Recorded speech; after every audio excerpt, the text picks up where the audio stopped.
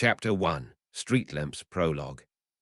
Chapter text: A small, black-haired boy sat cross-legged at the end of a silent, dark alleyway dimly lit by a few ancient street lamps.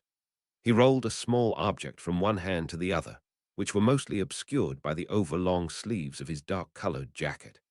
The rest of his body remained perfectly still, green eyes glowing strangely in the moonlight, staring straight ahead unblinkingly.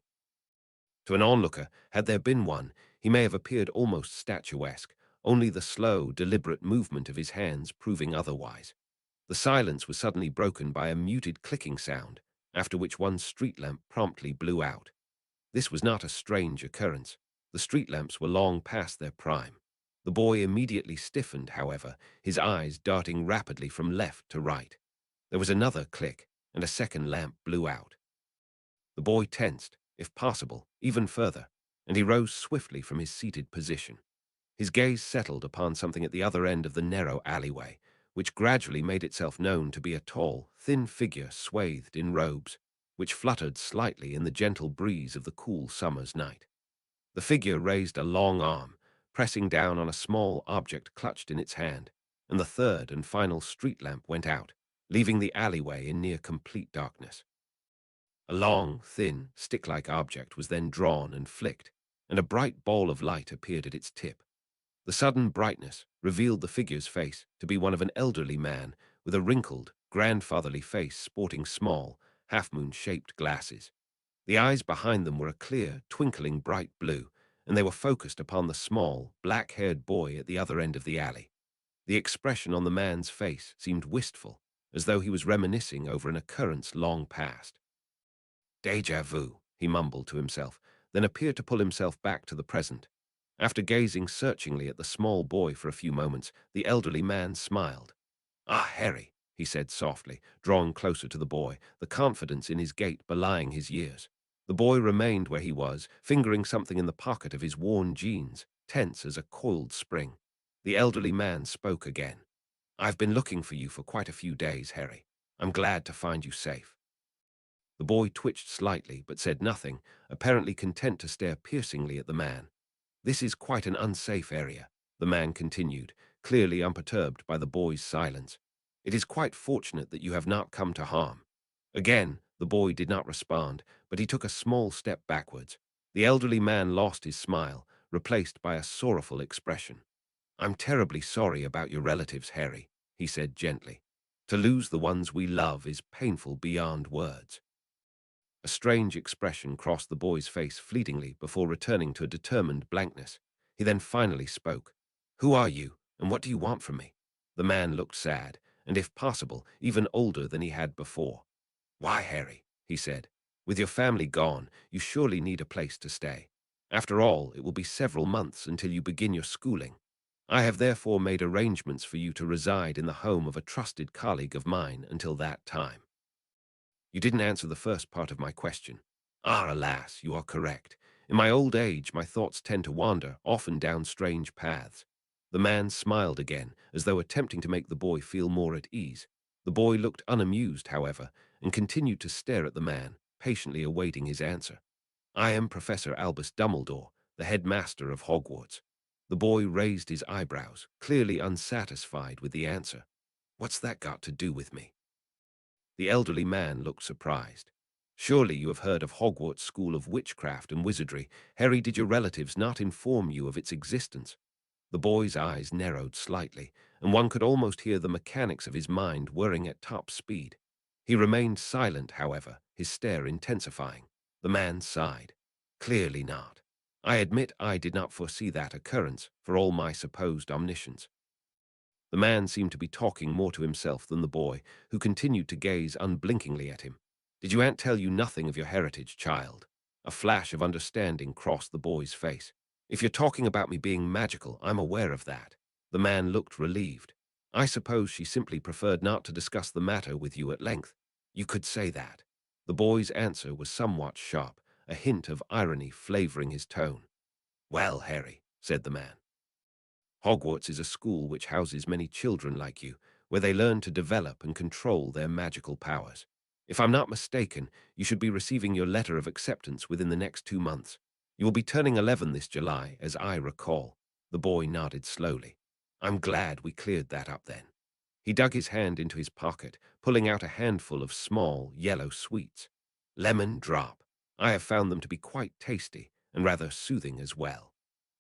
The man sucked on one slowly, momentarily gazing off into the distance. Forgive an old man's ramblings, but they say the sense of smell serves as a powerful connection to one's emotions. As taste is closely related to the sense of smell, it is unsurprising that food can be such a comfort. The boy shook his head, eyes tracking every one of the man's movements. No. Ah, well, all the more for me, I suppose, he said, popping another into his mouth. Now, back to the matter at hand. Do tend to ramble, he continued. Why did you leave your relatives home upon their deaths, Harry? It seems a rather rash thing to do. I didn't. You did not run away from home, Dumbledore asked, seemingly puzzled. Then how did you come to be in London, child? This time the boy did not answer, his gaze darting away. Did someone bring you here? Dumbledore asked. There were no signs, his voice trailed off. The boy tensed, his arms drawn unconsciously over his chest. What's it to you? Dumbledore sighed. Very well, he said. I suppose I will leave it for now. Will you consent to join me, Harry, so I can escort you to your new home? The boy looked for a moment, slightly amused, though there was little true mirth in his expression. They say you shouldn't take rides with strangers, especially the ones who offer you sweets. Dumbledore chuckled. You are correct, Harry. Your caution is most admirable. Am I truly a stranger, though? Yes. Dumbledore, though saddened, did not seem unduly surprised by his response. I knew your parents quite well, Harry, and they entrusted me with your safety, should anything prevent them from doing so themselves. The boy's expression shifted then into what could only be described as pained, though muted, as though it had not been given the space to be fully realized. It made him appear smaller somehow, as though he'd shrunk in on himself despite not moving a muscle. That change was not lost on the older man, whose mouth twisted slightly, as though he'd tasted something bitter. Your parents loved you dearly, Harry, and all they wanted for you is to live a long, happy life. The boy drew in a breath as though to speak, but he then closed his mouth, pressing his lips together. Dumbledore studied the boy for a moment, a sad yet fond look on his face. You do so remind me of your mother, Harry. You have her eyes, but I'm sure you knew that.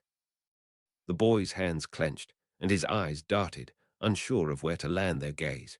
He then seemed to school his emotions, settling for a mask of indifference. Dumbledore did not appear fooled, but he said no more on the topic. Would you join me, Harry? I assure you, your mother was quite the formidable witch, and should you come to any harm in my hands, she would no doubt find a way to render me bound and unconscious, alive or not. Dumbledore waited patiently as the boy appeared to undergo a brief debate in his mind. He seemed to come to a conclusion and took a careful step towards the older man. Dumbledore, pleased, held out his right arm. You will want to grasp my arm, Harry, as we will be utilizing a method of travel known as apparition. The boy slowly reached out a hand, hesitantly wrapping his fingers around the man's forearm. Brace yourself, child. The trip may be unsettling. The old man and the black-haired boy then promptly vanished with a faint pop. Chapter 2. Good Instincts. Chapter text. Harry tried not to retch when he and Dumbledore landed, for once thankful that he hadn't eaten since yesterday. All right, Harry, asked Dumbledore, brushing off some imaginary dust from his cloak. The sensation can be quite disconcerting. Harry nodded jerkily. Very well, then, if you would just follow me. Harry's mind was racing, struggling to accommodate the recent influx of information he had received. A school of magic, people looking for him, the Dursleys dead. Harry couldn't quite say what had possessed him to come here, when every bone in his body had been screaming at him to flee the moment that odd man had appeared. Who in their right mind would willingly take off with some creepy old man who claimed to know their parents? No one, that's who. Even if the man had been telling the truth, that Harry's parents had entrusted him with his safety, this Dumbledore character hadn't exactly been doing a bang-up job of it, had he? Sure, show up when the Dursleys drop dead. Never mind that I haven't set foot in their house since forever. The idea that their deaths would hurt him was laughable. Clearly, this man knew nothing. But despite all that, something told Harry that Dumbledore meant him no harm, or at least no immediate harm. Harry did have good instincts. Indeed, they had saved his life more than once, and right now, said instincts were telling him to go with this man. and a magical school. I knew I had powers, but there are that many others like me. It sounds like there's a whole community of magical people. There would have to be if there's a school. Harry wasn't stupid. He knew he couldn't be the only person with powers, but an established community, that was something else.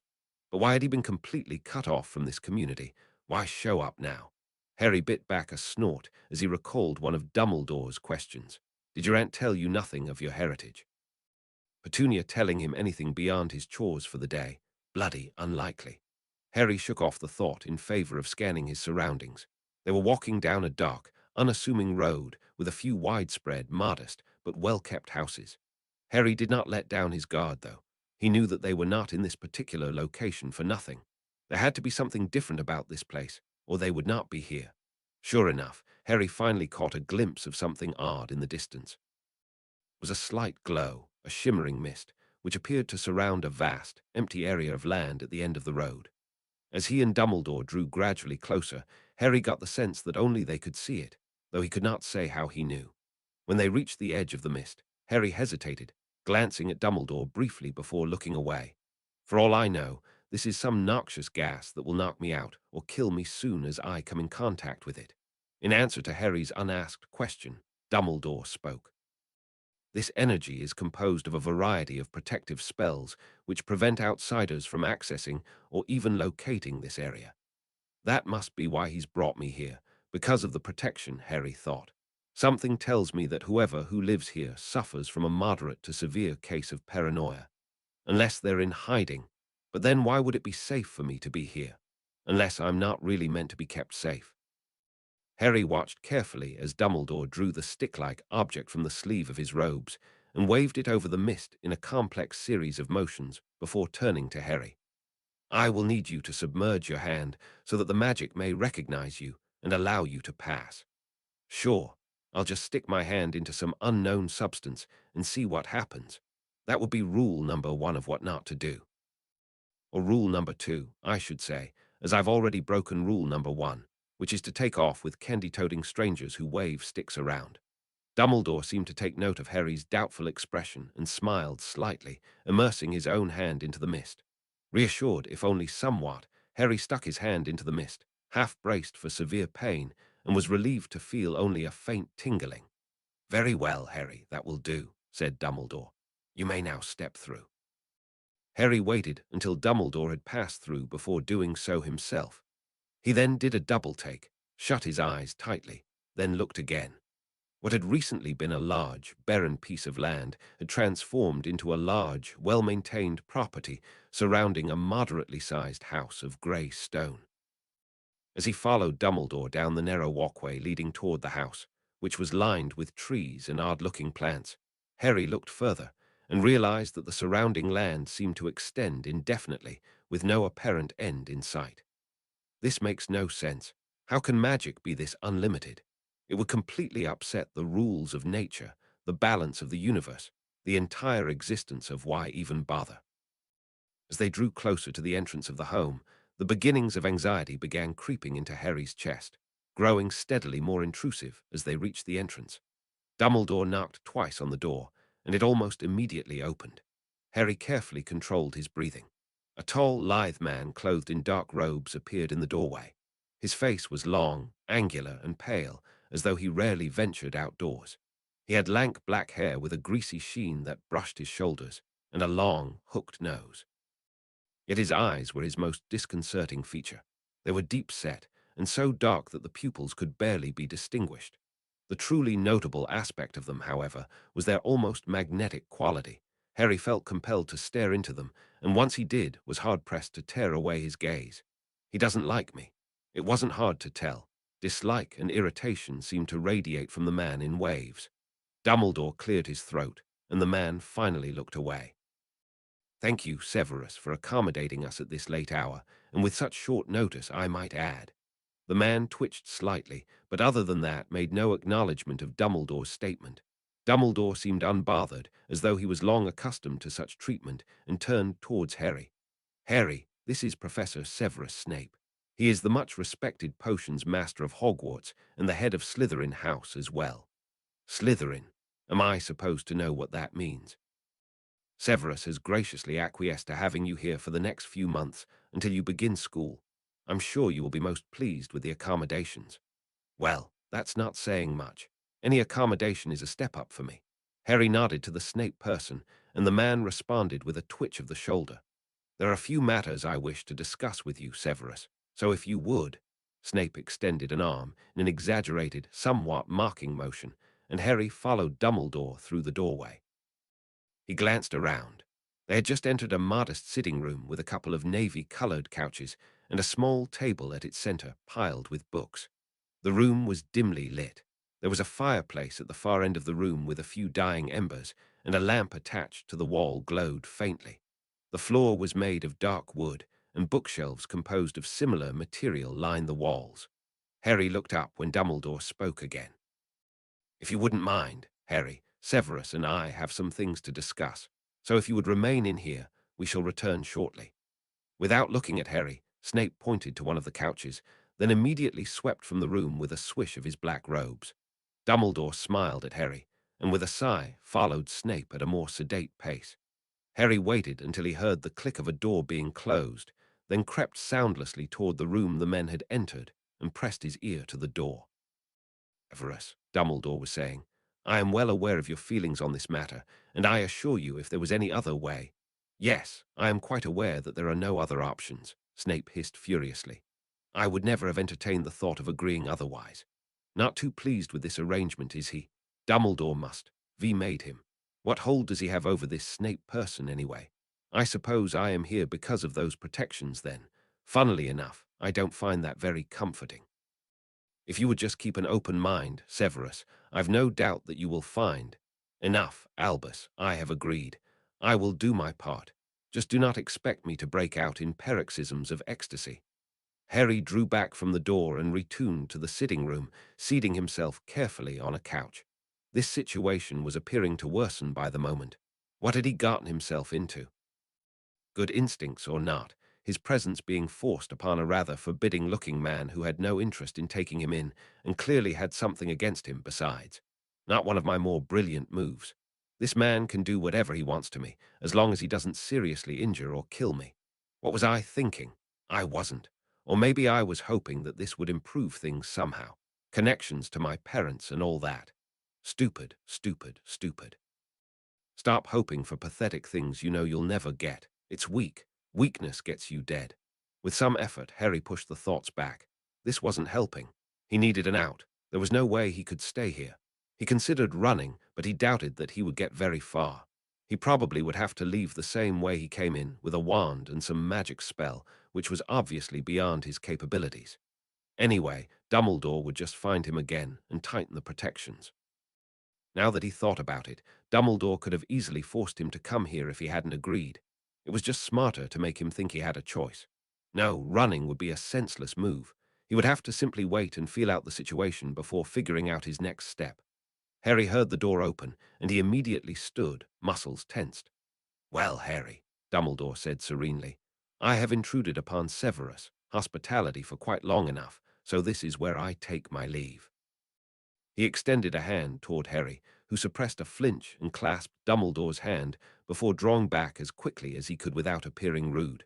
"I may return here at some point in the summer, but if I do not, I will see you in school come September." Harry nodded to Dumbledore and watched as he strode soundlessly out the door, closing it softly behind him. Inhaling slowly, Harry turned to face Snape. He was met with a sneering expression of hostility. "I wonder how many more days I have to live, Potter," Snape spat. "As I will be enjoying the dubious pleasure of your company for the foreseeable future, allow me to make a few things quite plain." Harry swallowed, unable to suppress the sensation of dread that was spreading throughout his body, making his hands feel sweaty and his eyes uncomfortably dry. He directed his gaze towards the bridge of Snape's nose, so he would not have to see the man's eyes. "I am a solitary man. I am unaccustomed to and disinterested in having infantile brats run amok in my home. I expect strict obedience and exemplary behavior. I will not tolerate running, shouting, whining, or rudeness of any kind. You will keep your possessions where they belong, and if I discover anything of yours that is not where it should be, you will not see it again."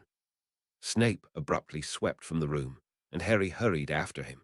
When they reached the end of the darkened hallway, Snape paused next to a door. "This, Potter, is the entrance to my potions laboratory," Snape said. "It is entirely off-limits to you, though I've no doubt that the boy who lived feels entitled to go wherever he may please and fancies himself fully qualified to cope with all things magical. If you venture past this door, the consequences may have you wishing for death." "Well, that sounds promising. And who the bloody hell is the boy who lived?" Harry stumbled after Snape as he swept down the hall and up the stairs. The man opened a door and pointed him inside. "Now, it is currently 1:15 in the morning." Snape folded his arms. "Professor Dumbledore has taken the liberty of arranging provisions for you, as it seems you deem it beneath you to keep track of your own belongings." "Sure, that's right. I've somehow managed to misplace all my belongings. There is an en-suite bathroom in this room." "I suggest you bathe." Harry held himself very still as Snape's eyes raked over him, the man's lip curling in disgust, and change into those. He pointed to a pile of neatly stacked clothing on the bed. "I will expect you in the kitchen for breakfast at 8:30. Do not keep me waiting." With that said, Snape swept out of the room and slammed the door behind him. Did I offend this bloke in another lifetime? This is really, really not good. The fear that had been steadily creeping up on Harry slammed into him with full force at the click of the door, his heart rate rising rapidly, and he struggled to control his breathing. He had been in this situation before. He had run from it, chosen to live in constant discomfort and danger rather than remain at the mercy of people who despised his existence. And now, as a result of his stupidity, he was right back where he started. To make things worse, something told Harry that it would not be nearly as easy to get away this time. "This guy's a wizard. He'll be 10 steps ahead of me. He probably knows every trick in the book. No, stop. Hyperventilation is an incredibly lame way to die. Breathe." With some effort, Harry managed to calm himself enough to think rationally. Figuring that he may as well take advantage of the situation, he found a pair of sweatpants and a t-shirt on the bed and entered the bathroom. He blinked. Harry had not been in a proper bathroom in months. It was small, but pristine, lined with pale grey tile, and he wasted no time in procuring the necessary toiletries before turning on the shower. Harry basked in the sensation of warm water washing away layers of accumulated dirt and blood from his body, ignoring the sting of water spraying against his many scrapes. He could not remember the last time he had taken a shower. In recent times, the extent of his bathing habits had been a quick scrubbing down in a nearby public bathroom. He scrubbed his hair viciously, rubbing out the caked dirt and blood. When Harry finished his shower, he felt almost human, and he quickly dried off and dressed. I could get used to this. A shower, clean clothes, an actual bed. If I can just get Snape to forget my existence, I'll be set. Infinitely more relaxed, Harry retrieved his penknife from the pocket of his discarded trousers, slipped it under his pillow, and settled into the bed, wrapping himself in the thick blanket. Suddenly exhausted, he fell asleep. Chapter 3. Too Good to Be True. Chapter text. Harry awoke abruptly the next morning, and he was out of bed and halfway across the room before he remembered where he was. As his heart rate gradually slowed to a normal pace, Harry looked around and noticed a clock on the wall, which dictated the time to be nearly 8. He was surprised that he'd slept undisturbed. He rarely slept for more than 3 or 4 hours at a stretch, and he just slept a solid 6 hours. I suppose it was the shower, and the warm bed, and the blanket, and the closed door, and the clean clothes.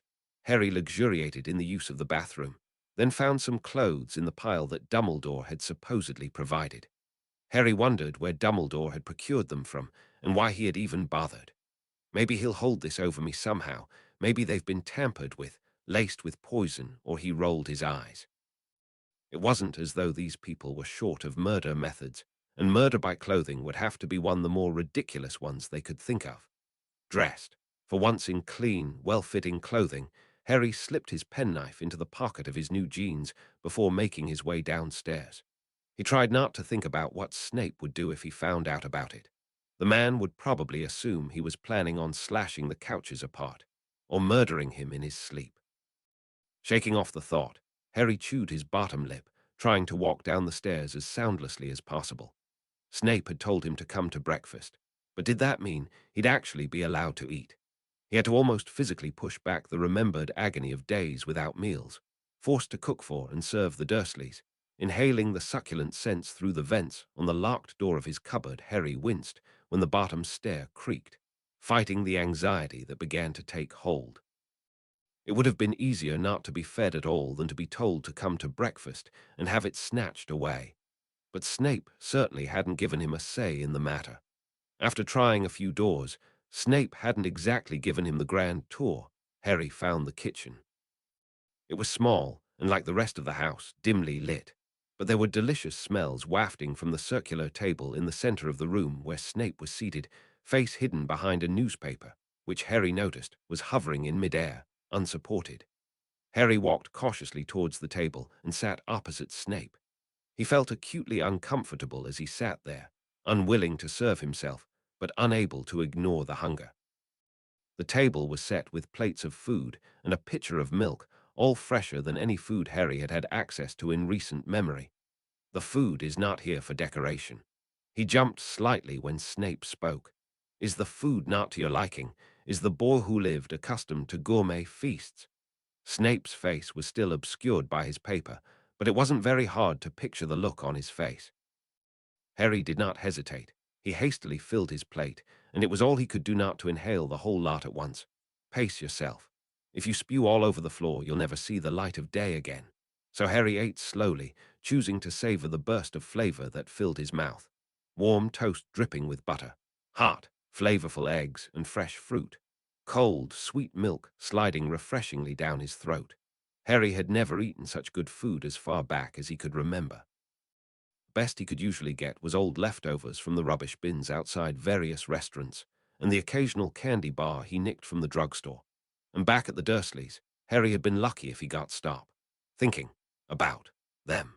Harry tried valiantly to clear his plate, but midway through he had to admit defeat. If he ate another bite, he doubted he would be able to keep it down. Snape abruptly set down his newspaper with a wave of his hand, directing the full force of his glare at Harry. Harry stared back, fiddling with his fingers nervously under the table. "Potter," he said irritably, "I will be spending the majority of the day in my potions laboratory, as I do most days. As I previously articulated, you are not permitted to be anywhere in its vicinity. Are you repeating that for your health?" Harry couldn't say anything, not at risk of his imminent demise, but Snape couldn't stop him from thinking. He set his jaw, refusing to avert his gaze. "Therefore, you have a few options. You are permitted to make use of the library, which is located down the hall to the left." Harry perked up slightly at that. A library? This changes things. Books. Must read books. Must figure out what the bloody hell is going on here. Additionally, you are permitted on the grounds, provided that you are indoors before dark. As said grounds are protected by powerful spells surrounding all sides, I strongly suggest you refrain from attempting to bypass them. He gave Harry a look that threatened a painful death if he dared to try. "Furthermore, while it is no concern of mine at which hour you opt to retire," Snape said with a derisive look, "you will be in your bedroom by 11:30. I will not have you traipsing throughout my house at all hours of the night." He paused for a moment, dark eyes boring into Harry's face like daggers. "Am I understood?" Harry nodded. This was better than he had expected. It really seemed as though Snape was intent on ignoring his existence, which suited Harry perfectly. Snape spoke again, his caustic tone cutting through the air. "Lunch will be at 1, and dinner at 6. Far be it from me to care if you choose not to attend. However, I will not tolerate you wreaking havoc in my kitchen should you feel a sudden urge to satiate yourself later on, so I do suggest you show up." Harry nodded again.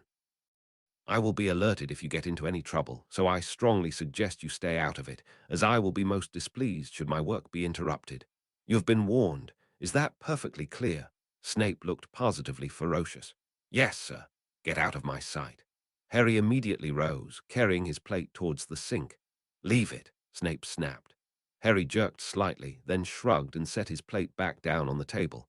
He made his way to the door, pausing before he exited. He had been fed, after all.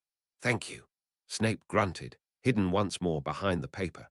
Harry then left the kitchen in search of the library, immensely relieved to be out of Snape's company. He found it more easily than he had the kitchen, and his spirits could not help but lift when he opened the door. The room was large, much larger than it should have been, considering the layout of the house.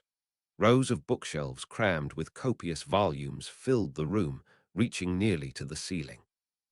There was a corner occupied by some comfortable-looking armchairs and small tables supplied with writing materials. Harry had, in fact, taken refuge in public libraries on many occasions, both when he'd lived with the Dursleys and after he had run away. Harry liked the calming atmosphere, the quiet, the knowledge, and the almost magical spark he felt in the air. Libraries had always been his sanctuary. Harry had had few friends in his life. He much preferred books. Books were predictable, helpful, and often funny. They couldn't hurt him, not like people did. But it was something more that drew him. It was the escape they provided, the one place where Harry could forget everything, could forget who and where he was, could stop being Harry altogether. They were proof that maybe one day things would be different, that maybe he could be happy.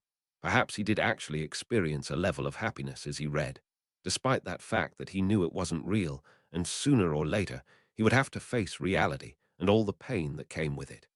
Harry wasted no time in gathering as many books as he could, and he soon had a tall pile of books stacked on one of the tables. He settled into the armchair beside it and opened the first book in reach. 3 hours later, Harry's head was spinning. Rubbing his stinging eyes, he attempted to sort through all of his recently acquired information. Apparently, according to the rise and fall of the dark arts, he was the boy who lived. Apparently, his parents had not died in a car crash. Not that he'd really believed that. But they had been murdered by some sociopathic maniac called Voldemort during the First Wizarding War of Britain. Then he tried to kill Harry, but for some reason had not succeeded, and ended up, to use the phrase, impaled upon his own sword. Thus Harry was named the boy who lived, and celebrated all across the wizarding world. Harry felt strange. Though he'd suspected that his parents' deaths had been magically related in some way, he'd never imagined something like this. How could this be possible? I'm famous. No wonder Snape thinks I'm some sort of narcissistic terror. But I was only a baby when it happened. It was probably something my parents did. Harry also noticed that none of the books actually explained what had happened to Voldemort. Terms such as vanquished, defeated, conquered, and vanished were used, but never the word dead. Maybe he didn't die. What happened to him then? Where has he been? Then it hit him. This must be why he needed protection. Voldemort was still alive and wanted revenge on Harry for defeating him. And maybe he thinks I could do it again. Maybe everyone thinks I could do it again. Well, at least the boy who lived mystery had been cleared up, though admittedly it only made Harry feel worse. About Hogwarts, on the other hand, Harry was intrigued. The school had been around for thousands of years, and it was considered to be one of the most elite schools of magic there was, or at least, that was what Hogwarts, a history, had said. He had ascertained what Dumbledore had meant by Slytherin as well. Apparently, students were sorted into 4 houses, all with unique traits, Slytherin being one of them. Harry had to raise his eyebrows at the notion of Snape being a head of house. He didn't exactly seem like the nurturing type. Beginning to feel restless, Harry closed the book over a bit of parchment so he wouldn't lose his place, and got up, wincing at the ache in his limbs from sitting in the same position for hours. He hurried out of the library and towards the front door as quickly as he could without running. It was a warm day, somewhat cloudy, and a slight breeze ruffled his hair. Feeling a sudden burst of energy, Harry ran as fast as he could, enjoying the sensation of running for its own sake. Finally out of breath, Harry stopped beside a sprawling tree and sat down underneath it, breathing hard, hands wrapped around his knees. What was the point of it all? Harry had spent the past 10 years uncared for, hungry, scared, and utterly alone. He did not feel like a kid. He'd never been one, really. He'd never had the chance to enjoy any semblance of childhood. His innocence had been torn away from him before he'd learned to talk. And all this time, I was the famous savior of the wizarding world. It was here the whole time. I didn't have to suffer, but I did anyway. The wizards left me to rot. Not liking the direction in which his thoughts were going, Harry impatiently pushed them aside and got to his feet. It was probably nearly time for lunch anyway. He headed back towards the house and into the kitchen, where Snape was, once again, seated at the table, concealed behind a newspaper. Harry sat, and this time did not hesitate to help himself. Harry tried to pace himself to chew slowly, but the food was just so good. Less than halfway through, Harry began to feel uncomfortably full. He reluctantly laid down his fork and took a long draught of water. Bad idea. Harry felt an intense nausea rise up in his chest, and before he could so much as blink, he vomited all over the floor. I am dead. He'll murder me slowly and painfully. Why did I have to eat so fast? You complete, utter idiot. He'll never let you eat again. L. Potter. The sharp voice snapped Harry out of his panicked trance. He realized he was sitting frozen in position, eyes squeezed shut. He opened them slowly to find Snape peering at him oddly. Are you quite well? Snape asked, sounding annoyed. Harry exhaled carefully, grimacing at the sour taste in his mouth, and nodded, reaching for some napkins. Stop! Harry immediately dropped the napkins. Snape then waved his wand in an exasperated motion, and the mess vanished. Are you well, Potter? Snape asked again in a neutral, if slightly terse, tone. I'm fine, Harry started as Snape handed him a glass of water. Do attempt to drink more slowly, and we may be fortunate enough to avoid a repeat of such histrionics. Harry stared as the glass of water in his hand, as though he'd never seen one before. His fingers were clenched so tightly around it that the veins on the back of his hand popped out. Snape cleared his throat, and Harry pushed the glass to his lips in favor of dropping it on the floor. He drank slowly, the water soothing his burning throat, and noticed Snape looking at him appraisingly. Harry stared back, waiting for something, but Snape said nothing, eventually looking away and turning back toward his food. He's unpredictable. Unpredictable is bad. He was supposed to be angry. He needed to get out of here. Harry got up slowly, his eyes on Snape, half expecting the man to refuse to let him leave. But Snape simply jerked his head and went back to his newspaper. Harry opened his mouth, and he had to swallow several times to ease the constriction in his throat. Thank you, sir. Snape eyed him again, brow furrowed, then closed his eyes for a moment. Do refrain from strenuous activities, if you will. We do not need a reenactment of today's episode. The man's tone was oddly bereft of its usual venom. Harry nodded shakily and left the kitchen. He didn't know what to think. No one had ever tolerated his illnesses. He'd been locked away, denied treatment, and punished for daring to be ill, and Harry had learned long ago to suck it up and ignore it. Later, in the streets, that ability had served him well, as pain and discomfort had never prevented him from doing what needed to be done. Snape's actions were foreign to him, and Harry did not know how to respond. Caught up in his thoughts, Harry had barely noticed that he was now facing the door to the library. He returned to his chair, desperately eager to return to the comfortable familiarity of his books. Before long, however, dinner time crept up on him, and as much as Harry wanted to avoid facing the man after his episode, it was only inevitable. Harry entered the kitchen, where Snape was, once again seated, though his newspaper was resting on the table instead of hiding his face. Thinking that this could mean nothing good, Harry cautiously sat down and noticed that, though Snape's plate contained what appeared to be a steak, there was lighter fare set in front of Harry's plate: toast, vegetables, and some sort of soup. Had Snape had this prepared especially for Harry? He wasted no time in filling his plate, and he glanced up briefly at the man before looking away and murmuring, "Thank you, sir." "Do not thank me," Snape said sharply. "I merely wish to avoid having my dinner spoiled by the scent of bile." Harry's chest tightened, and his heart began pounding in his ears. The fork clutched in his fist rattled faintly against the plate as his hand trembled, and he chanced a quick glance at Snape, pushing back against his seat and setting his feet on the floor as though poised for flight. A strange expression crossed Snape's face. He opened his mouth slightly, as if to say something, but then closed it again, starting on his food. Harry followed his cue and began to eat, careful to chew slowly, his shoulders gradually relaxing. What the bloody hell is happening? Why is he being nice? Harry knew Snape had only given him different food because he didn't want to deal with a repeat of lunchtime, but he could have more easily avoided it by simply not allowing Harry to attend meals at all. Harry could not wrap his head around it, so he tried not to think about it in favor of focusing on his meal. Later, in bed, Harry clutched his penknife in his fist, his grip so tight it hurt. He knew this was too good to be true. There was no way that he could be well fed, have the freedom to roam around the house and grounds, and be pretty much left alone while in the home of an adult who hated him. Harry knew that the other shoe would drop. The question simply was when. A large, beefy man is shoving him against a wall, fingers pressing down on his windpipe. Burden, better off dead. There's blood streaking down from his collarbone, soaking his shirt. The glint of a blade. A glass slips from his hands, but before it hits the floor, it floats upwards back into his grip. He is yanked backwards and knocked to the ground. A heavy foot stomps down on his chest. Abnormality, freakishness. Harry awoke with a gasp. He trembled violently as he fumbled about wildly for his penknife, curling into a fetal position.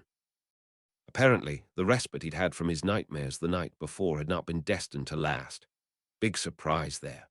Harry hated the night time. During the day, it was easy to forget, to pretend that nothing had ever happened, to feel nothing at all. But at night, all the feelings and memories came back to haunt him, to taunt him, reminding him of his weakness, that he couldn't rid himself of the feelings for good. Nighttime was when Harry felt the pain, the fear, the anger, and the knowledge that no one wanted him. And Harry hated himself for caring at all. Stop being so bloody weak. Harry suppressed a groan when he checked the clock, realizing that it was only 4 in the morning. He couldn't leave the room now. Snape would not approve of him, to use his words, traipsing throughout his house at all hours of the night. So Harry tried to settle down, but he could practically feel the adrenaline coursing through his body, making his heart pound and his breath short. He tried to think of other things, like the books he'd read, but no matter how hard he tried, he could not rid his mind of the images drifting menacingly across it.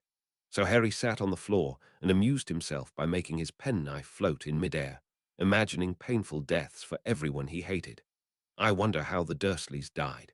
Dumbledore didn't say. Because he thought I already knew. Hope it was painful. I hope hell actually does exist so they'll continue to suffer for eternity. I hate them. Hate them, hate them, hate them, hate them. I hate them, Harry said aloud. The penknife dropped back onto the bed. The use of magic had tired him, exhausting him of the anger, and his emotions ebbed, retreating into the back of his mind, where they would remain, hidden and unnoticed, until he slept again. By 6:30, Harry was dressed and down in the library in search of more books. Now that he had acquired a decent understanding of the workings of the magical community, he needed to learn about the workings of magic itself. Finally, Harry spotted a book that had potential near the top of the bookshelf. Does Snape not want me to read it or something? Maybe it's dangerous to know. Maybe it'll make me dangerous, Harry considered, dragging a chair over, but it didn't seem high enough. Too bad. Harry wanted the book, and he was going to get it, one way or another.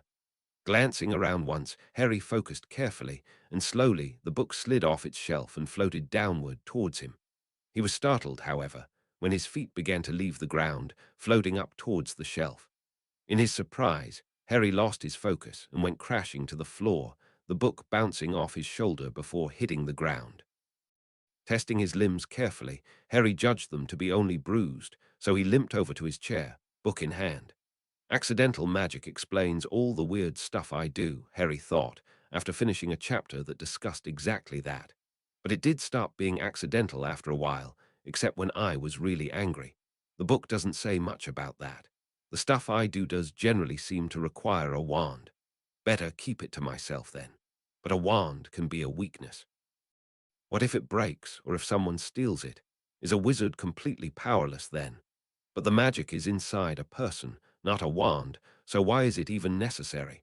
Why can't magic be channeled through a hand as easily? Darn it, breakfast.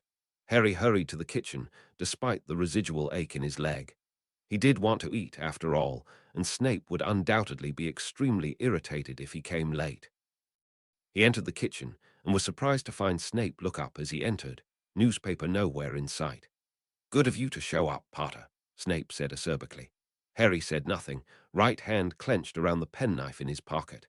Now, as the Hogwarts house elves have been delivering meals since your arrival, it has been decided that I must take note of your apparently delicate dietary needs so they can be informed.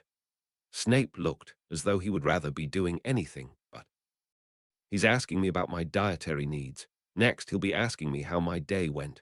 What am I supposed to say? That my previous eating habit consisted of a few scraps when I could find them? Well, Snape bit out. Has your rudimentary grasp of the English language suddenly forsaken you?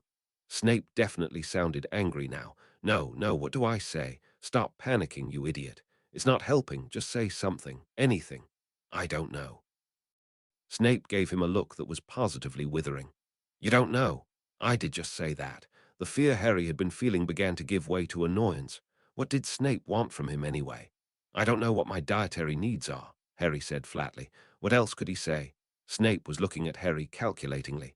Harry stared back, waiting for Snape to speak. Finally, he did, his face becoming a cold, uncaring mask. Very well, you will continue to consume the food that has been previously delivered for you by the elves. Sit. Harry sat and filled his plate with the meal that had been delivered by the so-called elves. What do you mean by elves, sir? Harry asked in a carefully neutral tone. He held his breath. Maybe he should have finished reading Hogwarts, a history, before asking. Snape looked somewhat irritated at being interrupted, but he answered. They are house elves, creatures that are wired to serve wizards in ways such as cooking and housekeeping. There is a large number of them working at Hogwarts. As I myself have little time nor inclination to cook, Professor Dumbledore has insisted on having house elves deliver meals since your arrival. The man inhaled sharply. Have I satisfied your curiosity? Yes, sir. Soon as Harry finished his meal, he left the kitchen quickly. It was obvious that Snape felt that he'd had enough of Harry for one day. As per usual, Harry curled up in his armchair in the library. The rest of the week progressed similarly. Harry would wake from a nightmare, remain in his room until 6, then relocate to the library, where he gradually expanded his knowledge of the magical world. He was at a disadvantage, after all, growing up so isolated, and he needed to make up for it now. Often feeling restless due to the extensive amount of time he spent indoors, Harry regularly ran on the grounds every day, often more than once. He discovered that, in close proximity to the mist of protective spells, he was pushed back by a magnetic-like force, preventing him from passing it. Though Harry wasn't surprised, it did make him uneasy that he wouldn't be able to easily escape if he needed to. And he would need to eventually, when Snape finally lost it, although, aside from meals, Harry rarely saw the man at all. It appeared that he really did spend the majority of the day in his lab, likely brewing substances that Harry couldn't begin to understand. Snape was an anomaly. He clearly disliked Harry and did not want him around at all, yet the man did not go out of his way to make Harry's life miserable. If anything, he did the opposite. He allowed Harry to eat, gave him a bedroom, and never stood within grabbing distance of him. Why?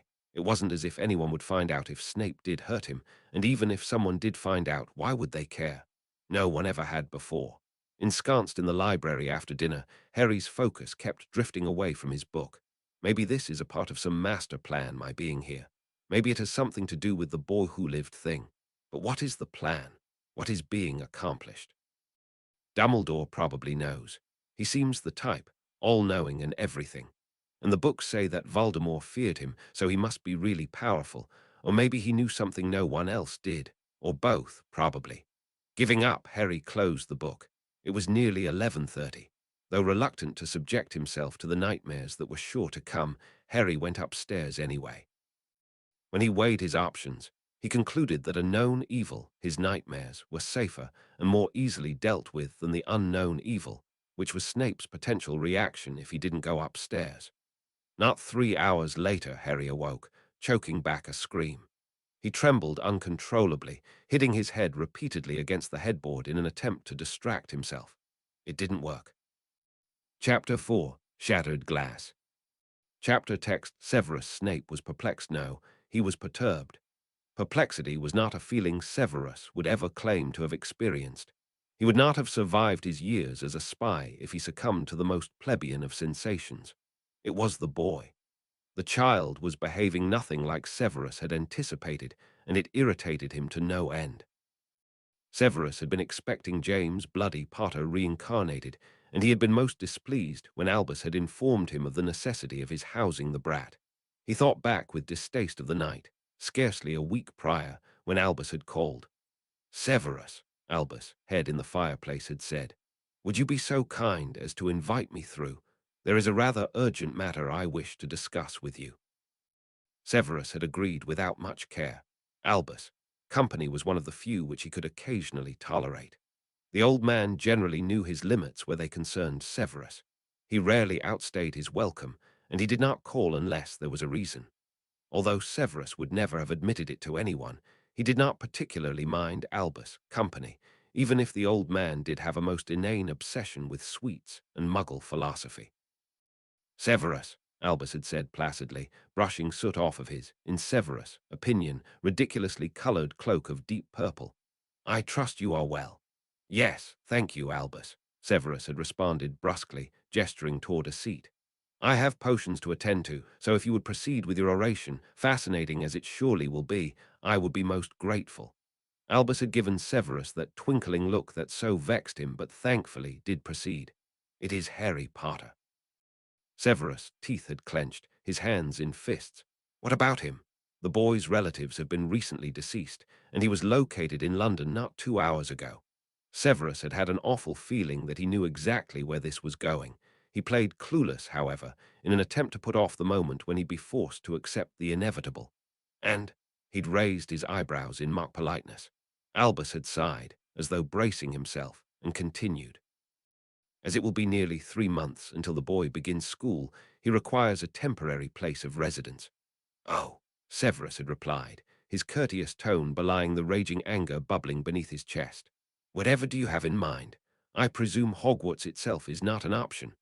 Albus had looked as though he knew quite well what Severus was thinking. "You know, Severus, that I would not ask this of you were there any other possible arrangements. Believe me, I had thoroughly exhausted every resource of mine before coming here. In 2 hours, Severus had thought resentfully, but he'd known it was true. The situation with the boy's protection was precarious. The deaths of his relatives posed a definite problem. Nonetheless, Severus could barely contain the fury. "A Potter, in my home. That bastard continues to torment me long after his demise." Albus had spoken again. "A few locations concealed by such powerful and intricate protections as yours, and none owned by an individual aware of the boy's unique." "I am well aware of all that which you say," Severus had bit out through clenched teeth, cutting Albus off. "Do what you must. Fetch the boy. Bring him here. I presume you trust that he will be sent to Hogwarts come September alive and intact." "Severus, go, just go." Albus had paused beside the door and looked towards Severus. "I thank you, Severus." "Do not thank me." Albus still had not left. "You are a far better man than you believe." Before Severus could respond, Albus had gone. Severus had taken advantage of that moment to hurl a glass against the wall. He'd watched as it shattered, shards scattering across the polished wood floor, just as life as he had previously known it.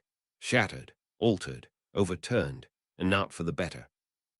Yes, Severus had been furious, and well prepared to put the boy in his place, arrogant and unruly as he would undoubtedly be as the spawn of James Potter and as the bloody boy who lived. And then the boy with those blasted green eyes and untidy Potter hair had the audacity to utterly shatter Severus' expectations, just like that cursed glass he'd flung at the wall. The child barely spoke. Most of what he said consisted of variations of "yes, sir," "no, sir," and "thank you, sir." The boy had thanked him after every meal, as though Severus was doing him a favor. As much as Severus despised all things Potter, he would not stoop so low as to deny a child food. Yet the boy had seemed almost surprised, as though that was what he'd expected. And the child was small, more so than in just the way that young children tended to be. He was undersized and scrawny, all knees and elbows, looking as though a gust of wind could topple him right over. His eating habits were also strange. They were more apt of a younger child than a boy his age. The way he ate in small bites and never seemed quite able to clear his plate. And when the child had vomited, Severus had been braced for a tantrum, tears, and regression to the age of a toddler, as most children saw fit to do when ill. But instead, the boy had seemed momentarily frozen, as though he'd transgressed a cardinal sin, and then proceeded to try and clear up his mess. In Severus' vast experience with immature preteen brats, the boy's behavior was unusual, and not just in his eating habits. The boy spent an inordinate amount of time in the library, poring over piles of books, only occasionally venturing outdoors to burn off energy as a normal child might. Severus had felt a perverse sort of pleasure when informing the brat of his options. After all, what child would be satisfied with spending time in a library with no playmates, broomsticks, or other such entertainment? But the boy did not appear bothered in the slightest, and he had proceeded to make use of the library at the first opportunity he'd had. How did the boy turn out this way? Snape wondered as he stirred 6 times clockwise to neutralize the excess acid of the armadillo bile. He hardly behaves as a child, let alone as the spawn of James Potter, known throughout the world as the boy who lived. At first, Severus had been certain that the boy's silence was a sign of mischief. Clearly, he'd thought, the boy was involved in some devious plot to further disrupt Severus Snape's ordered life, even more so than he'd already done by arriving in Severus' home to begin with. However, as the days passed, the boy continued to disprove Severus' carefully laid theories and understandings. He arrived promptly for meals, ate politely, did not venture near the potions lab, and retired to his bedroom by 11:30 every night without fail. He obeyed the rules, and Potters did not obey rules. This child simply defied nature, went against his heritage. The fact that the boy had known his parents for less than 2 years of his life seemed inconsequential. The Potter genes were prevalent, and the blasted boy was defying them. Severus cursed as his potion began smoking slightly, and he stirred once, this time counterclockwise. If the potion's pH levels fell below 4, the entire brew would be rendered useless. Severus waved his wand over the potion, then exhaled. The levels were hovering slightly above 4.3, which was manageable. He added a touch of wheatgrass, just to be on the safe side. The smoking subsided. On a purely objective note, thought Severus, it is fortunate that my home does provide the necessary protection. He scowled. The complex protections of his home had most certainly not been erected with the boy in mind. During his stint as a spy near the end of the war, Severus had needed a sanctuary, a place to hold meetings with Dumbledore, to brew potions for the Order, to strengthen his occlumency, and he needed a place where no one would find him.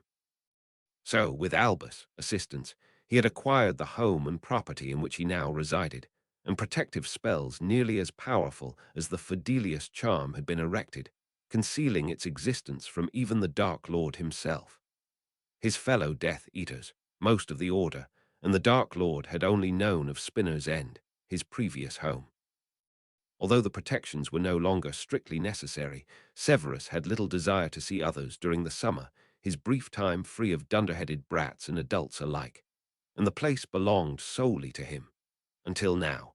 Now he was required to house a child, the son of James Potter, no less.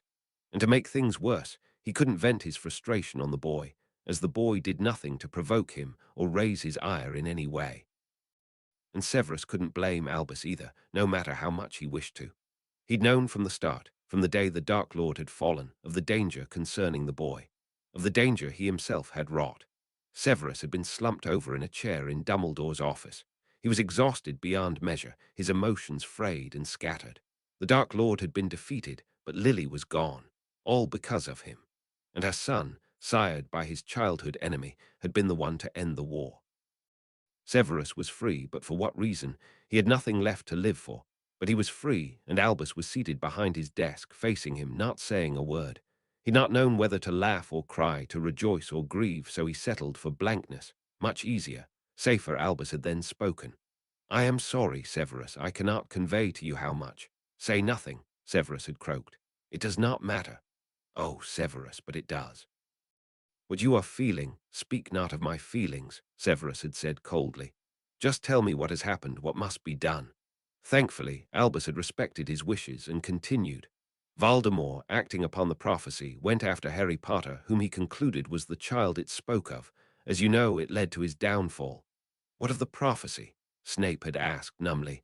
Albus had waved a hand. I view it as simply a possible future, in a metaphorical fashion perhaps, as most prophecies tend to be. One cannot hope to determine its true meaning. But the Dark Lord did not view it in that manner.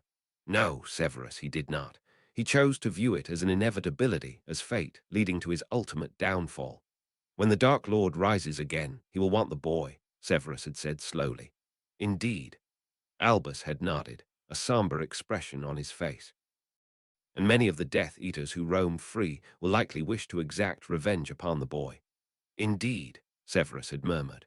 Although the boy did not do them a disservice by freeing them of the Dark Lord's reign, I have therefore placed the boy with his Muggle relatives, his last remaining family. Muggles, Severus had spat.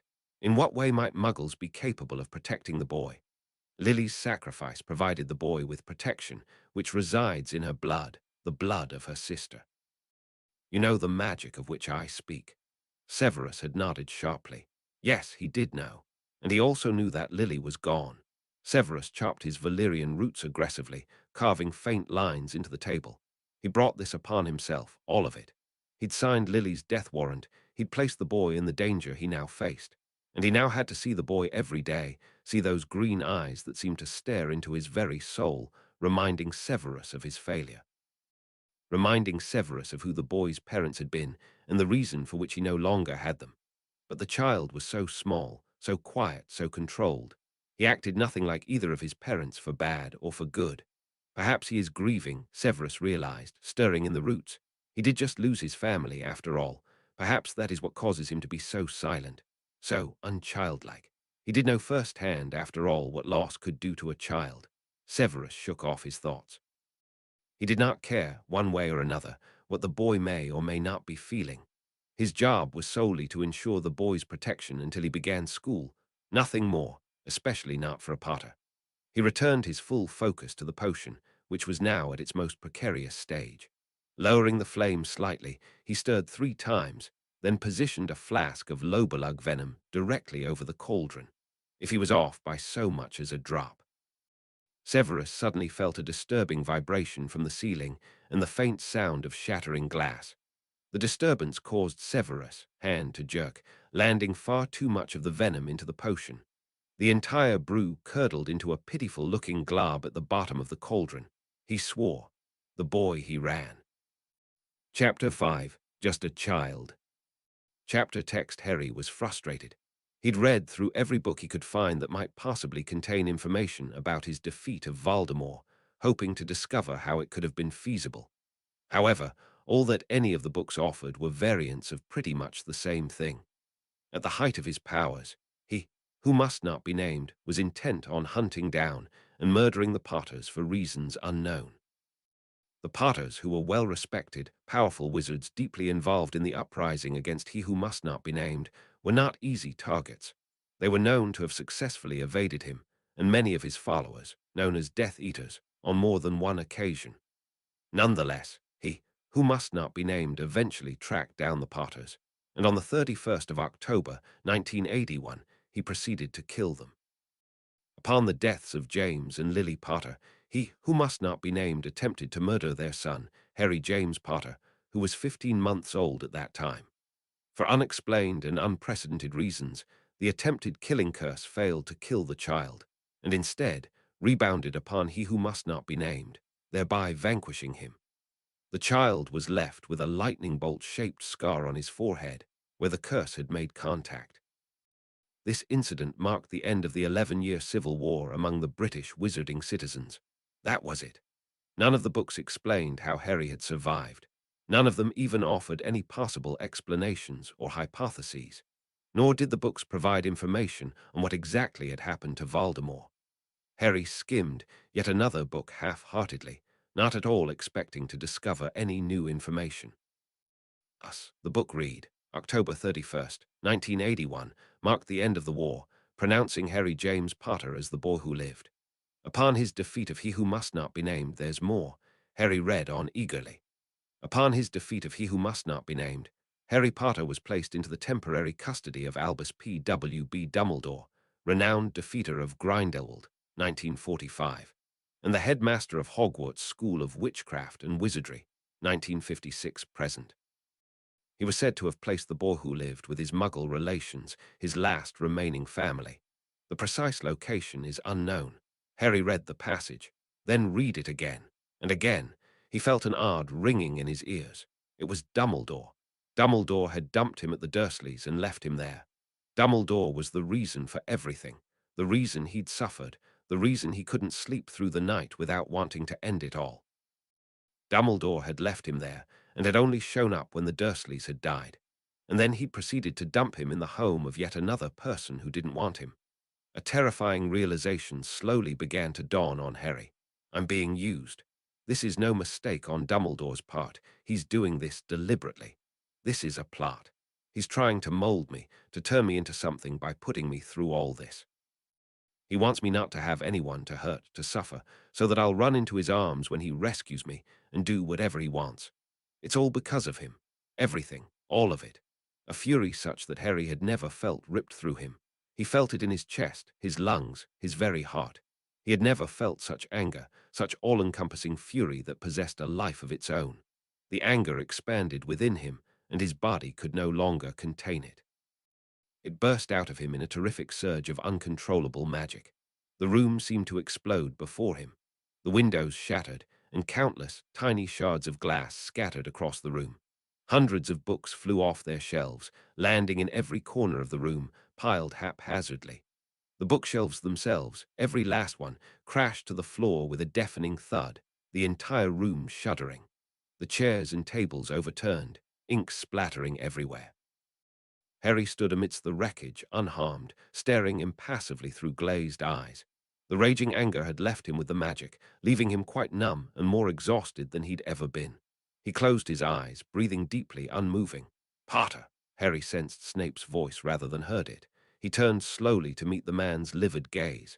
"What is the meaning of this?" Snape was standing in the doorway, positively frothing at the mouth.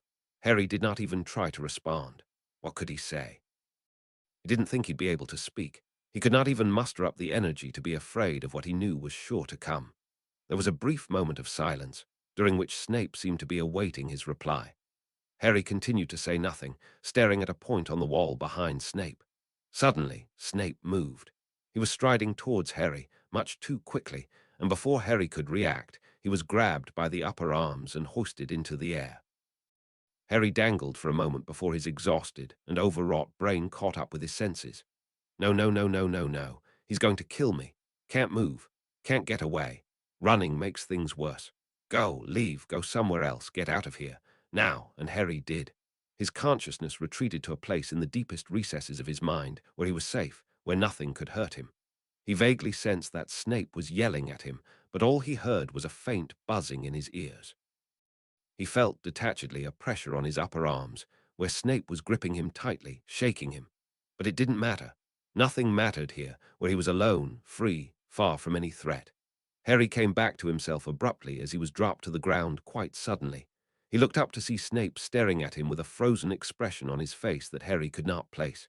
He didn't try. Harry moved his arms and flinched as a sharp pain shot through his right shoulder. Oh, a dislocation.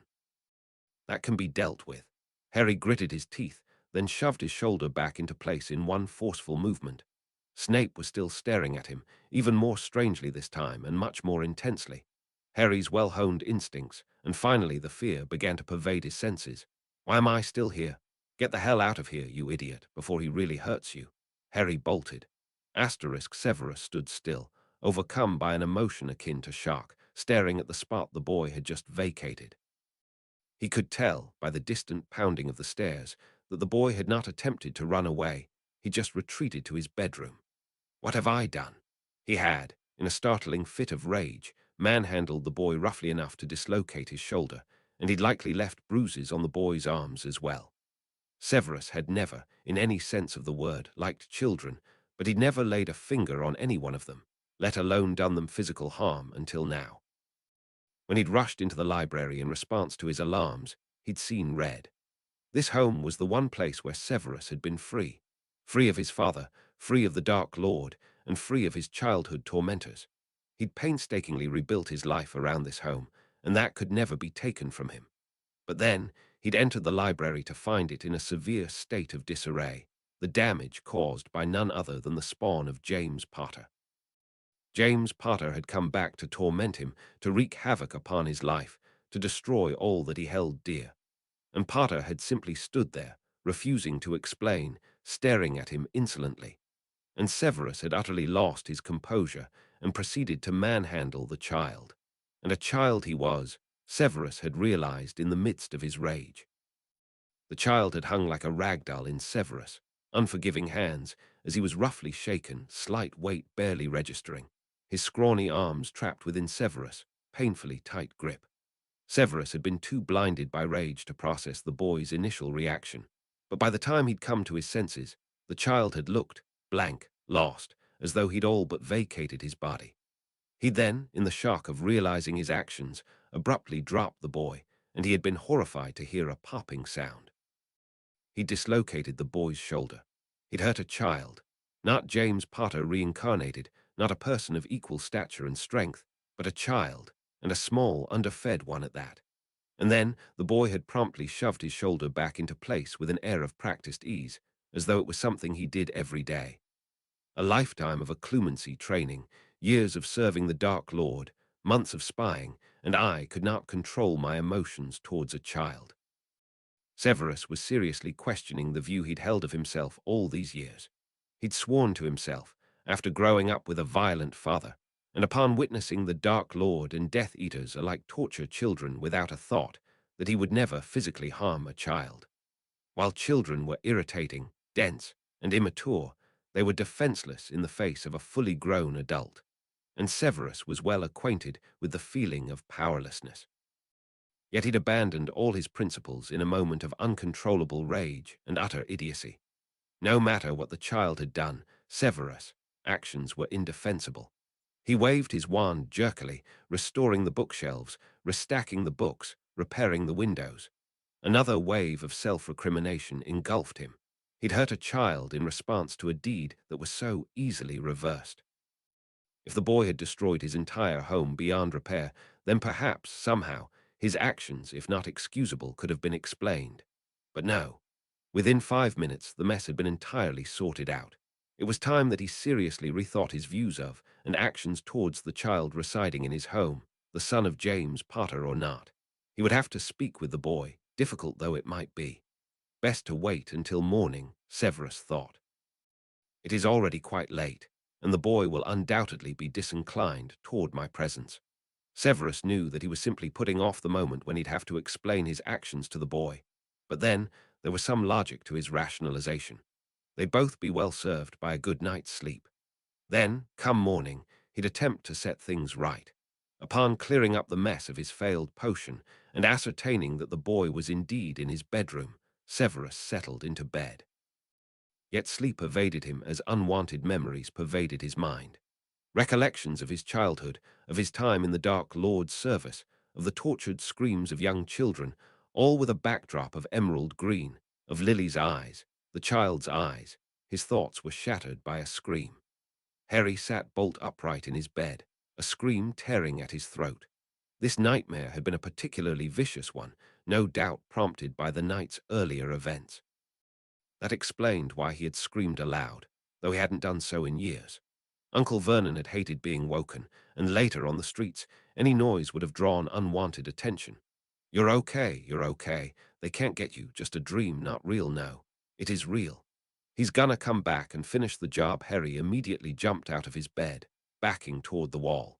He'd heard footsteps, and they were growing steadily louder as they neared his bedroom. He scarcely breathed as the door opened, his heart beating like a drum. The door creaked open, and he drew his arms around himself protectively as Snape walked in. He reached into his pocket, finding it distressingly empty. Cursing his exhaustion-worn instincts, he realized he'd neglected to retrieve his penknife from under his pillow. He trembled.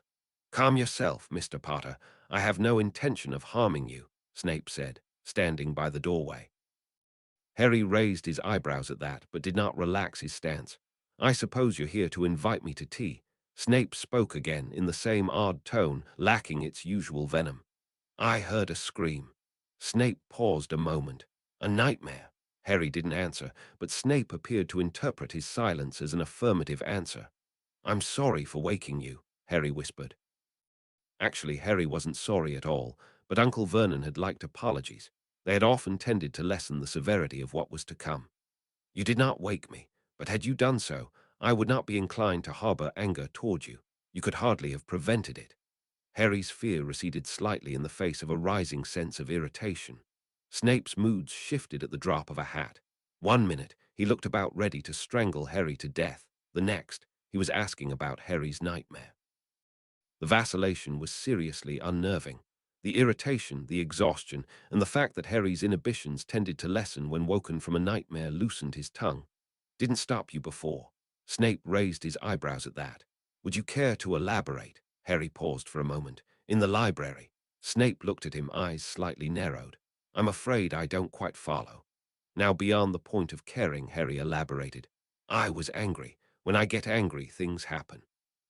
Harry held his breath. He was certain that Snape's wrath would now be unleashed. Perhaps that had been Harry's intention, to provoke Snape into just getting on with it, instead of playing this unsettling guessing game. He was therefore surprised to see Snape sigh and close his eyes for a moment. Mr. Potter, I wish to apologize, now even more so upon your recent revelation. He wishes to what? Since when do adults apologize? Since when does anybody apologize? Snape took a step forward and Harry took a step back. Snape held out his palms. I will not hurt you again. I will not touch you without your agreement. I merely wish to explain and for you to listen. Harry said nothing, at a complete loss of how to respond. He just waited, arms clutched around himself, back against the wall. Snape, still standing near the doorway, spoke.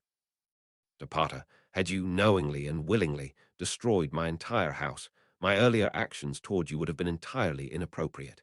Even more so, considering that you did not purposefully cause the damage, and that it was easily reversible. Since when does intention matter? Adults beat up kids to vent anger and show them who's in charge. And he didn't even hurt me that badly. Snape seemed to notice his confusion, though Harry could not understand how, as he was sure he'd kept his face blank. I understand that I've given you little reason to trust my word. However, I will say that you can be assured that I will not harm you again. Perhaps a time will come that you will believe me. Harry couldn't even mask his expression at this point. He simply stared at Snape, eyebrows at his hairline. There is no way he meant any of that. Impossible. This is part of the plot. He'll try to gain my trust, then somehow something will be accomplished, and Dumbledore will be happy. I don't believe you. Harry said flatly. Snape just exhaled slightly. I do not expect you to. I simply wish to convey that it will not happen again. Eventually, you will come to see that I do not lie. Snape's eyes had not left Harry as he spoke. Harry stared back, studying Snape's face in search of any indication that he was lying. Harry was sure Snape was, but he was usually able to judge a person's sincerity by their tone or expression, a skill he'd developed out of necessity. However, he could not detect anything in Snape's expression. Nothing, not even a twitch, a blink, or a movement.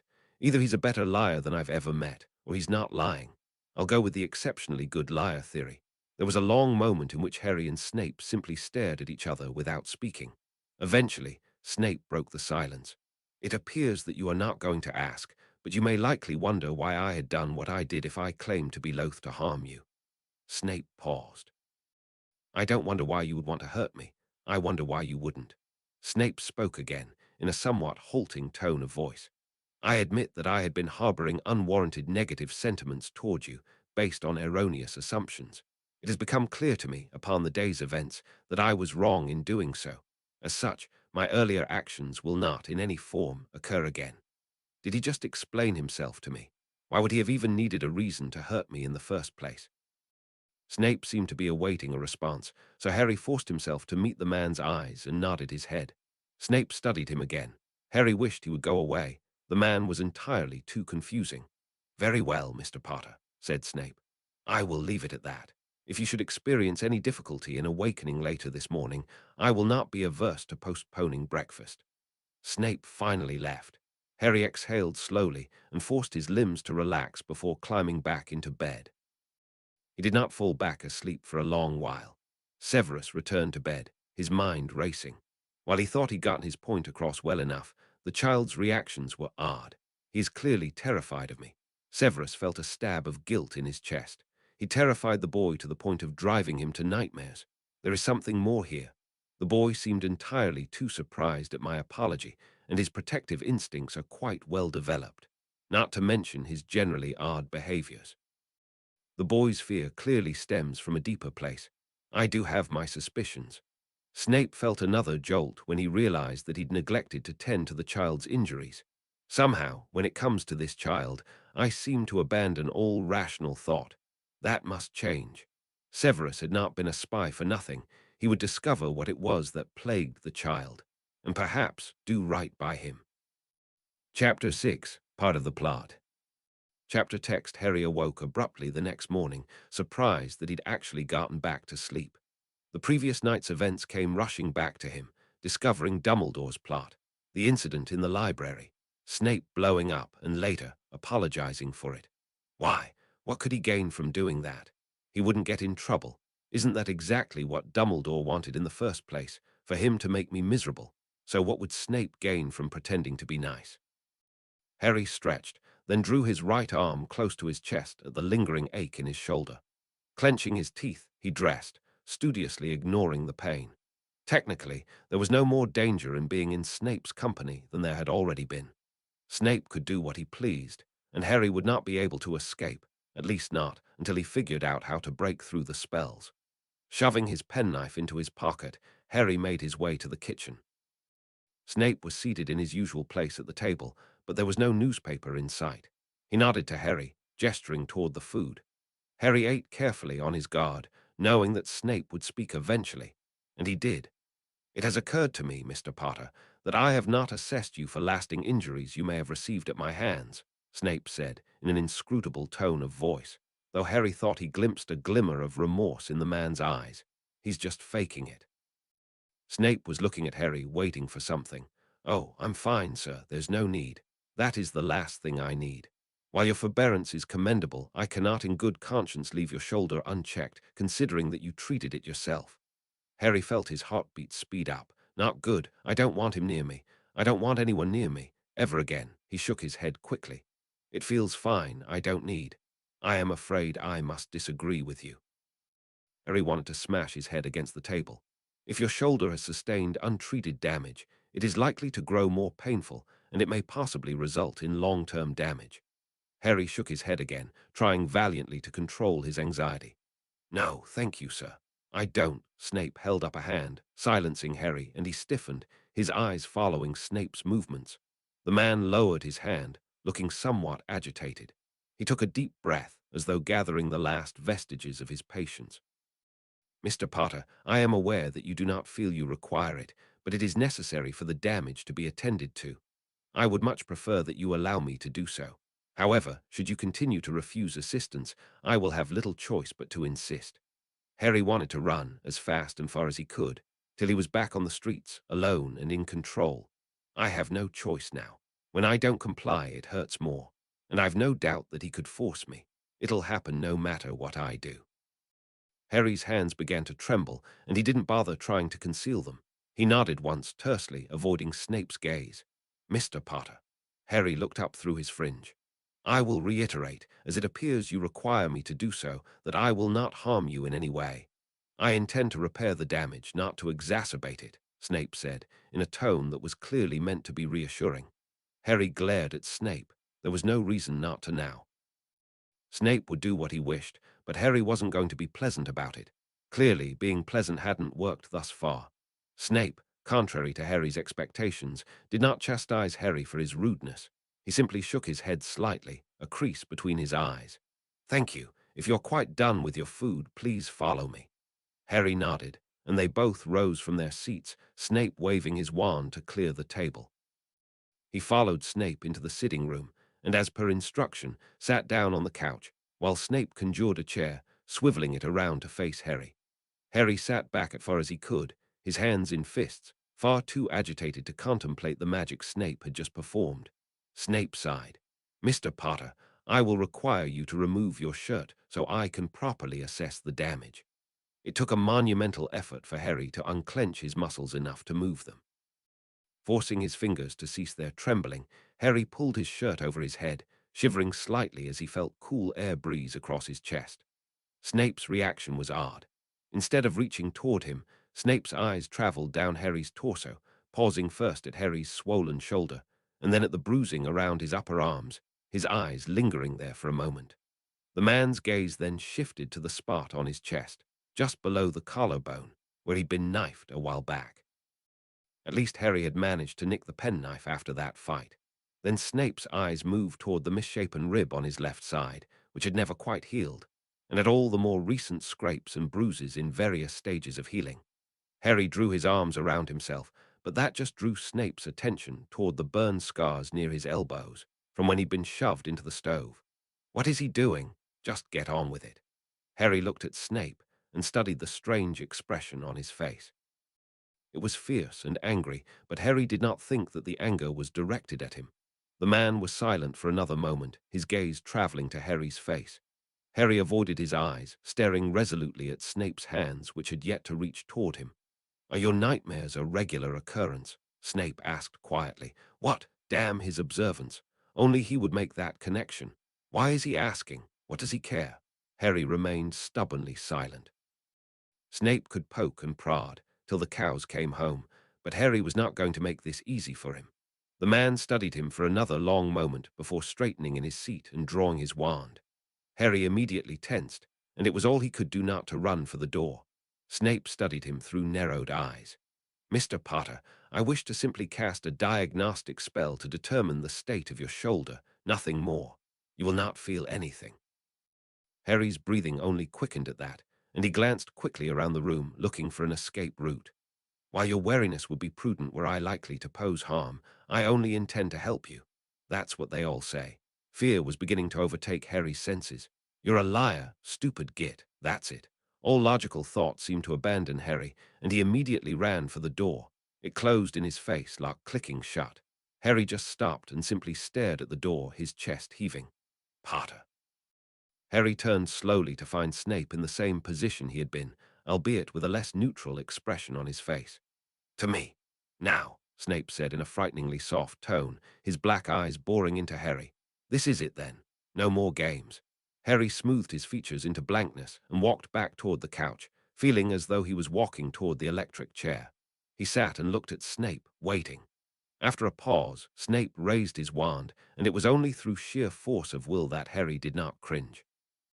But when Snape waved his wand, Harry felt nothing. His shoulder simply glowed red for a moment, then stopped.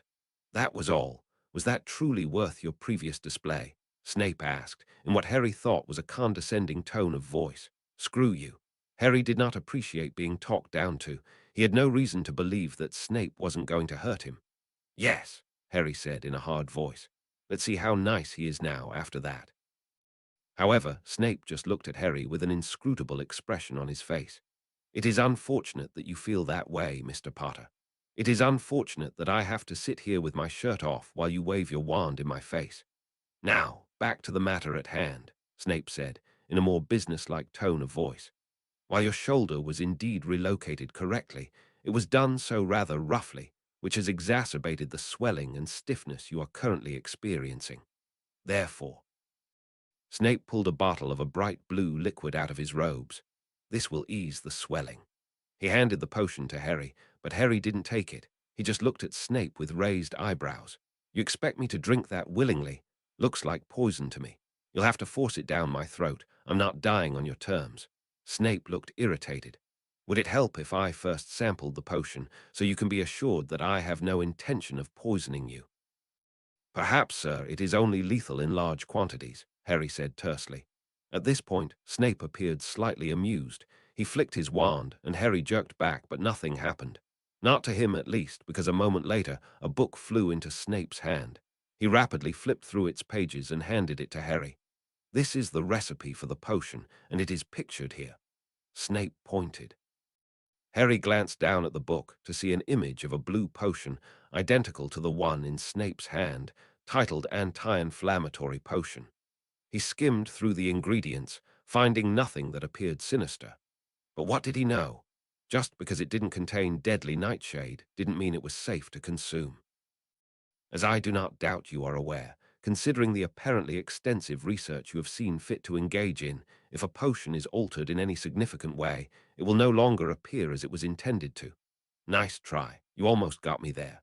You're a potions master, sir. I'm sure that you of all people would be able to get around that." Snape smirked slightly. "While you flatter me with your most generous assessment of my skills, even I am not capable of such a feat. So you say." Harry continued to stare at Snape, refusing to accept the potion.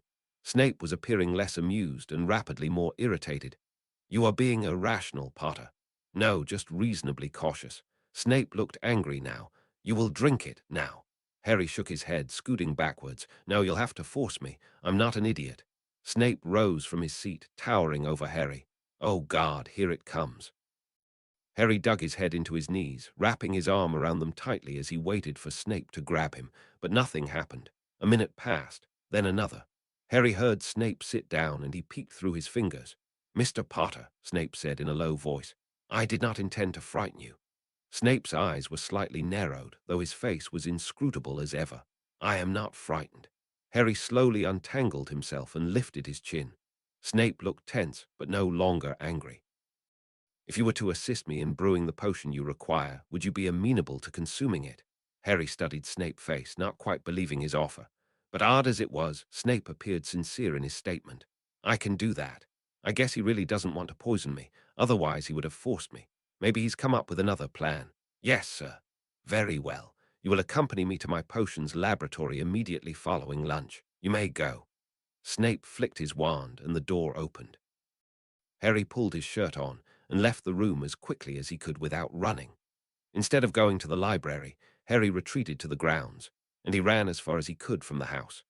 He stopped by his favorite tree and scrambled up its branches, hardly noticing the pain in his shoulder until he was almost completely concealed by large, dark green leaves. Why did Snape have to start noticing him now? Everything had been fine before, when he and Snape had simply left each other alone.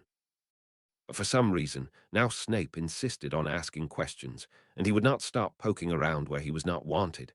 None of it made sense to Harry, and he longed for the first few days he'd been here, when he'd barely had to look at Snape. "I don't get it. He clearly does want to give me healing potions, because he's going to the trouble of letting me help brew them. If he wanted to poison me, he wouldn't do that. So why, then?" The only plausible explanation Harry could come up with was that Snape really was sorry for hurting him. But that made no sense. Maybe he just doesn't want Dumbledore to find out. But that made no sense either. According to my theory, Dumbledore wants me to be miserable here and anywhere I live before Hogwarts. Unfortunately for him, I figured out his plan. Nothing was adding up, and Harry hated it. He always knew what was going on, or at least had some idea, but now he was coming up blank, and that was not okay. After an undetermined length of time, Harry figured, by the position of the sun, that it was about time for lunch. He hopped off the tree branch and hurried inside, and found that he was not far wrong. Without looking at Snape, Harry sat at the kitchen table and filled his plate, eating in silence. "Did those relatives of yours see fit to feed you regularly?" Snape asked suddenly. "Damn, more questions. I wonder why you'd ask that, sir." Snape narrowed his eyes. "Judging by your physical state, I could only conclude that, at the very least, the Muggles did little to ensure your well-being. If I lie, it means I care about the truth, which I don't, but I'm not about to spill my guts, either. One might come to many conclusions to explain my eating habits, so I wonder why you choose that one." "That's right, just be polite and clueless. Have you any others?" Snape asked sardonically. Harry suppressed the glare that he sorely desired to direct at Snape. "None that I wish to share with you. Stop talking to me." To Harry's annoyance, Snape just raised a patronizing eyebrow. "I do hope you are aware that you have just answered my question." "Why do you suppose that, sir?" "Your response was simply a somewhat more polite and elaborate way of informing me that it is none of my business." "Well, it isn't. Therefore," Snape continued, "it is clear to me that I was correct in assuming what I did, as avoiding my question is rather a manner of providing me with an affirmative answer." Harry wanted to growl. Why couldn't Snape just shut up and mind his own stupid business? "Assume what you will," Harry replied in a deliberately calm tone, and he looked down towards his food, indicating that he was done with this conversation. Thankfully, Snape said nothing more, and silence ensued for the next 10 minutes. Harry ate slowly, in an attempt to postpone the moment where he'd have to accompany Snape to the potions lab. Although he was interested in brewing, it was not worth being in the company of Snape for any longer than he had to be. He swirled his food around his plate with a fork until it all combined into an unappealing brown mush. "Mr. Potter, judging by the activity you are currently engaged in, it is clear to me that you have quite finished." Snape abruptly rose and moved toward the door, flicking his wand to clear the table. Harry groaned inwardly, but he stood and followed Snape down the hall. Harry hesitated when they reached the door of the lab. What if this was a test? Maybe Snape wanted to see if Harry would still follow the rule about staying out of the lab. Typically, Snape correctly deduced the reason behind Harry's hesitation. I am aware that I informed you in rather strong terms that you are not to enter my laboratory. However, the rule no longer stands if I accompany you. Harry nodded, looking away, and Snape waved his wand to open the door. Harry followed Snape down a steep flight of stairs and into a large, dark room. Harry tried to force back his apprehension. Get a grip. He doesn't have to bring you down here to do anything. He could just as well do it upstairs. Annoyingly, Snape, once again, took note of his anxiety. You would do well to relax. It is not my intention to dismember you for use of potions' ingredients, as very few potions require human body parts, Snape said dryly. Harry almost snorted, but oddly, Snape's comment did relax him slightly. Snape waved his wand again, and some lamps attached to the wall lit, revealing the room to be occupied by tables holding cauldrons of various materials and sizes. There were a few bookshelves containing potions volumes, and there were shelves filled with countless bottled potions and odd-looking ingredients. Despite himself, Harry looked around with interest. Now, somewhat less anxious, he was actually quite looking forward to attempting a potion after reading so much about them. Harry looked up quickly as Snape walked over, carrying the same book he'd shown to Harry upstairs, open to the anti-inflammatory potion recipe. As this is a rather advanced potion, you will primarily observe its making, only adding to it as I say. Is that understood? Snape said severely. Harry nodded. Follow me. Harry followed Snape to a narrow door which turned out to be an ingredients cupboard. I will name ingredients and you will retrieve them for me. Are you amenable? Snape asked. Yes, sir. Snape began to call out ingredients, and Harry found them quickly, handing them to Snape. He's actually serious about this. He's having me get the ingredients, so I'll know for sure that he isn't adding anything. When all the ingredients had been collected, Harry followed Snape to a table set with a large black cauldron with a low flame lit beneath it. Now, I will first add the syrup of hellebore, as stated here. You will measure out 2/4 pints of Beswellin. Harry gradually began to relax, more so as the potion progressed. Snape followed the instructions of the book precisely, even though Harry was sure Snape could make the potion without it. He allowed Harry to measure out and occasionally add ingredients, and toward the end, he permitted Harry to stir. Harry was fascinated. This was nothing like chemistry class, as Harry had thought it would be. Each ingredient caused the potion to change drastically, often in entirely unexpected ways, and even the stirring affected the potion significantly, in ways such as thickening it or changing the color and texture. So great was Harry's interest that he was almost okay with Snape's presence. He did keep Snape in view at all times, but his fear of Snape lashing out faded as time passed. After roughly 45 minutes, the potion was nearly complete. While the potion simmers, I will allow you to attempt a potion used for superficial injuries, as it is far less advanced. Snape handed Harry the recipe, and Harry went back to the cupboard to assemble the ingredients, occasionally looking back at Snape to make sure he didn't add anything to the first potion. Harry turned his cauldron to face Snape and carefully began, double-checking every instruction, while Snape occasionally voiced corrections. The potion was pretty simple, and after a short while it was complete. Snape came over to inspect it. Quite adequate for a first attempt, Mr. Potter. Just be sure to stir more forcefully in the future. Did he just give me a compliment? Maybe he just wants me to think the potion is fine, but it's really all wrong, and no, it looks like it's supposed to. Harry nodded to Snape, unsure of how to respond, and Snape bottled both potions. He beckoned toward Harry. Follow me. Harry tensed again, but followed Snape to a door, which led to a small side room stocked with more bottled potions. He pointed Harry toward a wooden chair beside the wall and handed Harry the bottle of anti-inflammatory potion. I assume that you now trust this is not poison, Snape asked sharply. Harry nodded quickly. He didn't understand why Snape felt it so vital that he take the potion, but as it was clearly not poisonous, he drained the bottle. Almost immediately, he felt tension leave his right shoulder, and he could almost feel the swelling diminish. Harry felt a tightness in his chest, but this time it was not from fear. When had anybody ever gone to such lengths to heal his injuries? When had anyone even cared at all? Harry did not trust Snape's motives, but he could not come up with any logical explanation for his actions. "Thank you," Harry whispered. Snape frowned, that fierce expression crossing his face yet again. "Do not thank me for treating an injury that I myself caused. But I don't think he even dislocated my shoulder on purpose. What the hell is going on? He hasn't said one mean thing the whole time we were down here." Snape spoke again. "As for the bruise balm, I presume you would prefer to apply it on your own." Harry nodded quickly, relieved. "As for your older injuries, such as your poorly healed rib and the scarring, they are beyond my capabilities to heal sufficiently. Therefore, they will be tended to by the school nurse at the start of term." He gave Harry a look that clearly indicated that there would be no getting out of this. "Yeah, later is good. I can wait, possibly forever." Snape then handed Harry the potion he'd made himself, which had taken on a hue of pale green. "You may go. However, should you neglect to apply the balm, and I assure you, I will know if you have, I will apply it myself," he said austerely. "No way are you doing that."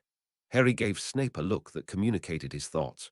Snape just looked back, saying with his eyes that if Harry wanted to avoid it, he'd better apply the potion. Without a word, Snape handed Harry the potions book he'd been using, and Harry nodded his thanks. He quickly climbed the stairs and curled up in the library, opening the book so that he didn't have to think about how none of this made any sense at all. Chapter 7. The Safe Place. Chapter text. Uncle Vernon pins Harry against the wall by his throat. A purple vein in his neck bulges as he leans closer until his face is mere inches away. "I won't have this under my roof." Harry struggles under his grip, and Vernon presses harder, forcing Harry to hold still lest his airway be cut off completely. Harry feels the man's meaty hand tremble slightly over his throat, and for a moment, Harry detects a hint of fear in his eyes. "Do you hear me, boy?" Vernon releases Harry's neck, only to grab him by the shoulders and shake him so forcefully that the back of his head thumps painfully against the wall. "Answer me." "Why, yes, sir," Harry chokes out. Uncle Vernon throws him a vicious glare before knocking him to the floor. Harry is huddled against the shed behind the strip of townhouses, his hand pressed over the bleeding cut under his collarbone. If those guys find him again. Dark, beady eyes are trained on him, staring like they have all night, and it's dark and no one's around, but not that it would matter if anyone was, because what happens to him doesn't matter. A hand suddenly grips his shoulder. Harry gasped and dug his knee hard into the chest of his attacker. He clawed at the hand on his shoulder, rolling away and crashing to the floor. He searched his pockets for his penknife, but he came up empty. He slowly opened his eyes.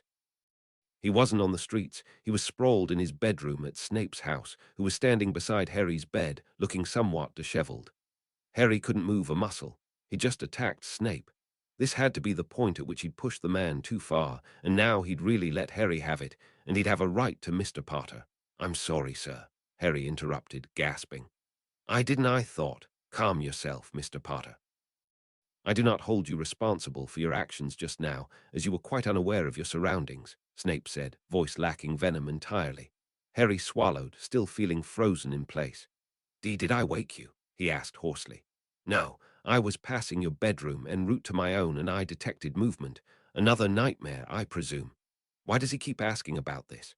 Maybe if I answer he'll stay not angry, but I don't want to." Harry settled for a jerk of his shoulder. "A vocal response, if you please. I should really do what he says right now. He has every right to be furious. I'd rather not talk about it." "Very well." Snape backed away from the bed, and Harry climbed back into it, eyeing Snape warily. Snape was just watching him, and Harry shifted uncomfortably, avoiding eye contact. He was almost thankful when Snape spoke. "Mr. Potter, there do exist magical means of managing sleep disturbances." Harry looked up. "Do you mean a potion like dreamless sleep?" he asked, remembering what he had read Snape's potions book. Snape shook his head.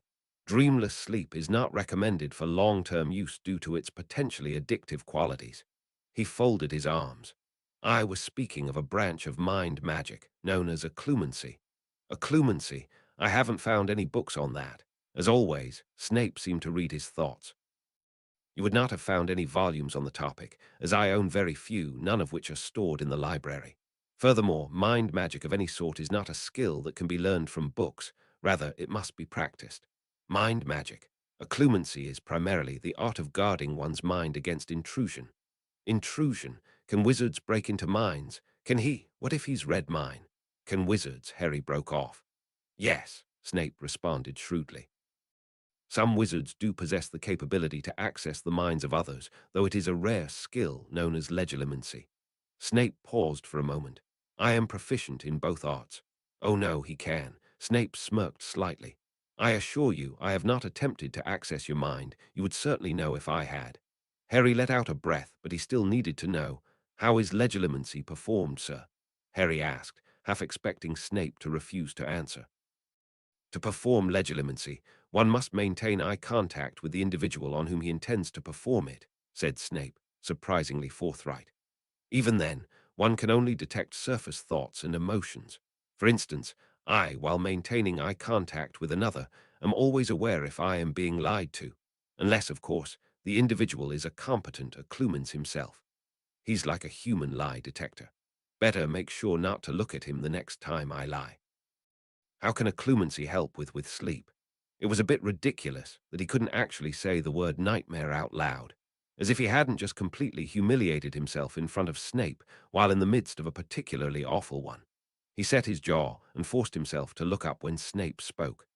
The first step towards guarding one's mind is to clear it, which certainly assists in preventing nightmares. Snape paused for a moment. If you would like, I am willing to assist you in clearing your mind. Whatever Snape's motives were, this offer, if it worked, was too beneficial to turn down.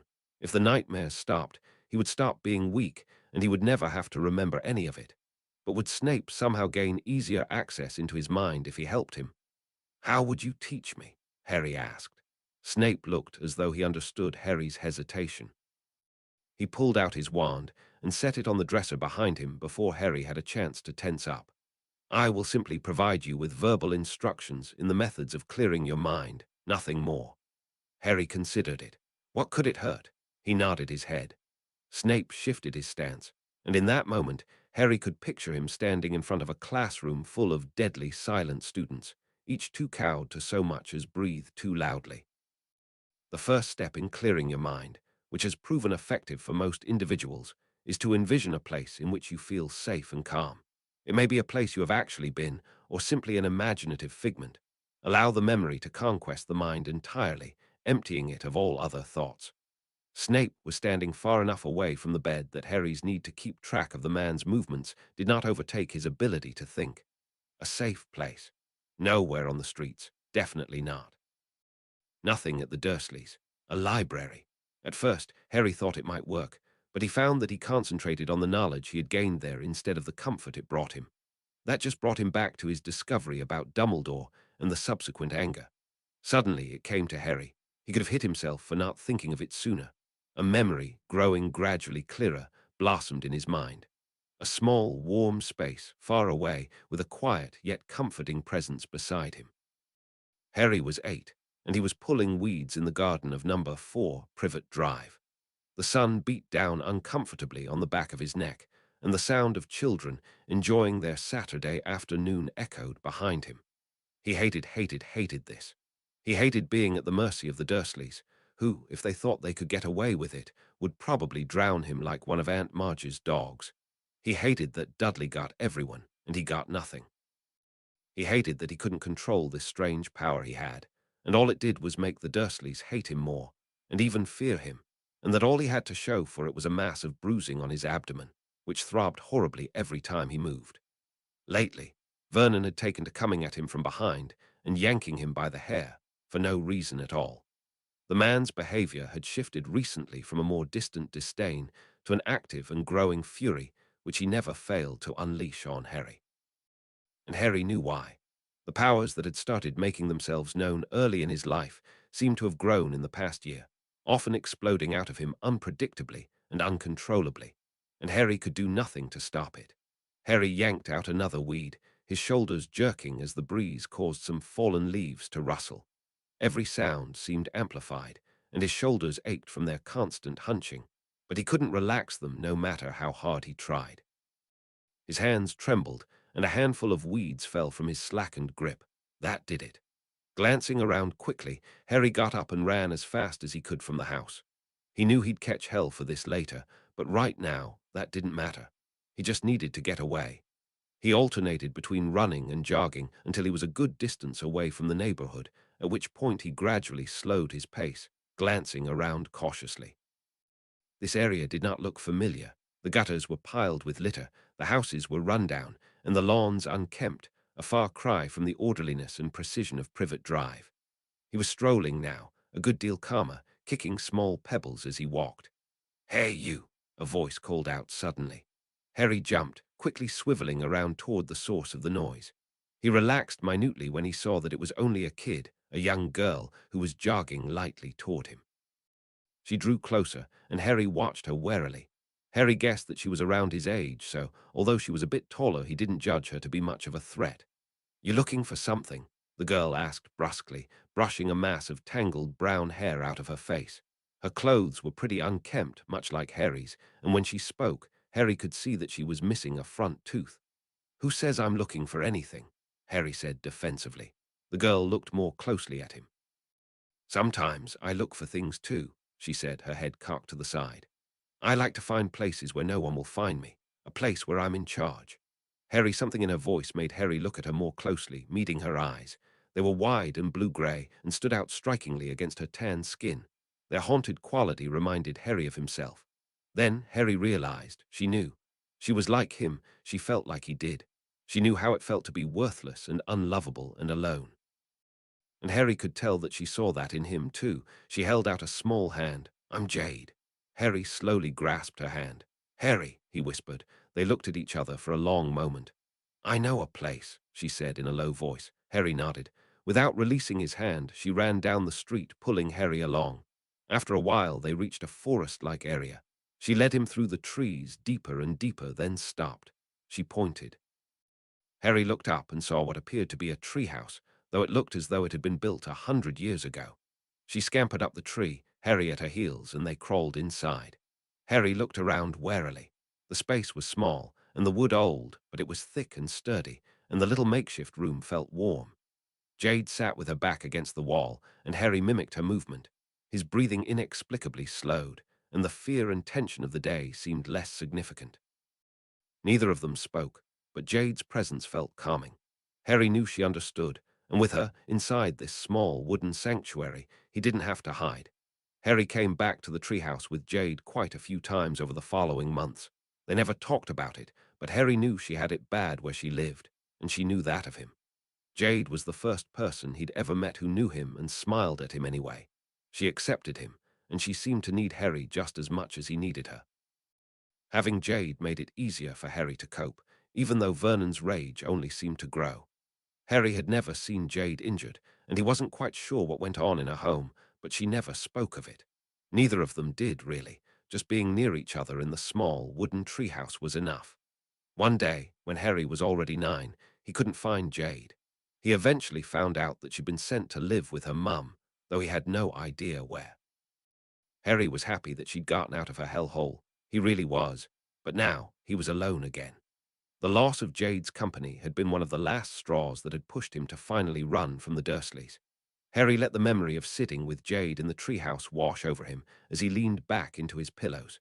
He felt little fear or suspicion, despite Snape's presence in the room. Harry vaguely heard him murmuring instructions to let the memory engulf him, to think of nothing else. It was much easier to do than Harry had expected. "Thank you, sir," he murmured drowsily. He didn't fall asleep until Snape had left the room, though. Harry opened his eyes, slowly for once. While he had dreamed last night, he could only recall vaguely unpleasant scenes. Apparently the occlumency stuff had worked. Harry wasn't sure what to think. Snape had really done him a good turn here, conspiracy or not. Was he really just trying to be helpful? Did he actually care? No, he can't care. Even if he does, it won't last. It's better to never have something than to have it and lose it. But was it, though? While it had hurt immensely when Jade had left, it was still a comfort to know that someone had once been there for him. At any rate, the memory of her and the treehouse had helped with his nightmares. She didn't mean to leave me. Did my parents mean to leave me? Harry brushed off those thoughts like an irksome fly. He was treading in dangerous waters, thinking that way. Better not to feel. He hadn't thought about Jade in ages. It had been easier to just push the memories away. Thinking about her last night had brought it all back. You're never going to see her again, so quit harping on it." A bit later, Harry entered the kitchen and sat in his usual place. Snape looked up when he entered. "I trust you slept well, Mr. Potter," he inquired. "He really did help me out. Why did he do it? Why bother?" Snape raised his eyebrows, waiting. "Thank you for last night," Harry said quietly, feeling awkward. Snape tilted his head slightly. "It was no trouble. I am pleased to hear that it was of some use to you. Why did he do it? Why? Did I really just ask that? Why am I pleased to hear that the occlumency was of use, or why did I teach it to you?" Snape asked, the very picture of perplexed. Harry was pretty sure Snape knew what he meant, but he just wanted Harry, for whatever reason, to vocalize his question. Harry bit the inside of his cheek. "Why did you help me?" he mumbled. Snape was looking at him calculatingly. Harry avoided his eyes. He wasn't going to take any chances now that he knew Snape was a Legilimens. "As you are presently a child under my care, it is my duty to ensure your well-being." Snape paused. "I had been neglecting that thus far, an oversight on my part." Harry narrowed his eyes. "But it's not as though I was hurt or anything," he responded cautiously. Snape gave him a sharp look. "One's well-being encompasses more than just physical health. What's that supposed to mean? Is that truly such a novel concept?" Snape asked, watching Harry carefully. Harry shrugged. "Did your relative care nothing for you?" "No, we are not going there." Harry shrugged again. "Again, I would appreciate a vocal response, Mr. Potter," Snape said sharply. "Why does it matter?" Snape was still waiting for his answer. "Does it really matter, sir?" "They're dead," Harry said, in a deliberately dispassionate tone. Snape didn't speak for a moment, and Harry forced himself not to look away. "It very well might." Snape said nothing more after that, though he glanced at Harry intermittently throughout the meal. By the time he was done, Harry was more than ready to leave. He hastened to the library, all but burying himself in books in an attempt to distract himself from all the irritating thoughts. Later, on his way to the kitchen for lunch, Harry cast about for something to say to Snape so he could avoid a repeat of that morning's conversation. When he sat down, Snape was studying him again, so he opened his mouth, then closed it again. "Just ask the question. If he didn't get mad when you kicked him last night, he won't get mad from a question." "Sir, can I ask a question?" Harry asked tentatively. "Certainly you may," said Snape, one eyebrow raised. "Does magic follow the laws of physics?" Snape's forehead creased slightly. "Interesting question. While most wizards are apt to remain ignorant of the natural sciences," he said, "according to my observations, it does. Have you any particular examples in mind? The hover charm. How can something resist gravity? Well, Mr. Potter, can you think of any muggle objects that appear to defy gravity in a similar fashion?" Harry thought for a moment. "Airplanes." No, they didn't just hover. They relied on a forward force as well as lift, and they were also designed to use air pressure to their advantage. The hover charm allowed an object of any shape to float without necessarily moving. Then it came to him. Balloons. Snape nodded at Harry, an odd expression on his face. "Indeed. And are you aware of what allows balloons to hover in the air?" Harry nodded. "The warm air in the balloon is less dense than the surrounding cooler air." "Correct." The hover charm alters the state of the molecules of the object at which it is directed, causing them to behave in much the same way. It heats them up, in a sense, though the temperature of the object does not physically change. Instead, the molecules of both the object and the surrounding atmosphere are manipulated to behave as though the object has been heated to the point where its density is less than that of room temperature air. So magic doesn't defy science, it just sort of manipulates it. "Why don't wizards learn about this?" Snape titled his head. "Most wizards do not bother themselves to expand their knowledge in this area, as they tend to view it as quite unnecessary. I guess they would, because everything comes so easily without it. But if they knew more, if wizards did learn about it, wouldn't they be able to create more spells?" Snape had an unreadable expression on his face. "They would. However, it is the best interest of both wizards and muggles alike that they remain largely ignorant. Can you think why?" Harry deliberated for a moment. "They'd have too much power." Snape gave Harry an odd look before slowly inclining his head. They both finished their meal in silence. Chapter 8. The Closest Thing. Chapter text. Harry could scarcely believe that he'd been living with Snape for nearly a month, and nothing terrible had happened. Snape had continued to assist Harry with clearing his mind after that first night, but eventually he'd been able to do it himself. Although the nightmares had by no means abated, they had lessened to a degree. Yet Snape persisted in subtly probing Harry for answers about his relatives, and Harry avoided the questions every time. Snape wasn't letting up, however, and it put Harry increasingly on edge. Even so, Harry found, against his better judgment, that he didn't really mind the man when he wasn't asking questions. Snape had begun to allow Harry regular access to the lab with supervision, which Harry definitely appreciated. He was picking up brewing skills at a steady pace, and Snape, sometimes, seemed almost pleased with his progress. All in all, Snape was being decent, and Harry could not think of any ulterior motive he might have to do so. Maybe this is how people are supposed to act, Harry thought, his legs swinging from the tree branch he was perched upon. Snape had instructed Harry to get some fresh air before joining him in the lab because he'd had little interest in reassembling his laboratory upon its demolition by hyperactive children. He's acting like, I don't know. It's like he doesn't mind my being here. That thought somehow bothered Harry. Was this how normal people lived? 3 meals a day, nothing to worry about except keeping their things organized, with an adult who didn't just stop. What's the point? Don't get used to this. After school starts, he won't take me back, or Dumbledore will send me somewhere else when he realizes that Snape's all right. The thought of Dumbledore brought back a wave of fury, an echo of the rush of emotion he'd felt in the library that day. Harry shoved it away forcefully. Just get used to the fact that nothing will ever be easy. This can't last. Either Snape will blow up eventually, or you'll get kicked out. He kicked the branch, hard. Damn Dumbledore, damn him for leaving me with them. He needed to stop thinking about this. He hadn't survived this long by dwelling on what couldn't be changed. As a distraction, Harry wrapped his legs around the tree branch and allowed himself to dangle upside down, his torso swaying. The rush of blood to his brain seemed to shove the unwanted thoughts out of the way, sweeping them away as a rushing stream might. He hung there for a while, ignoring the pounding of his head. Potter!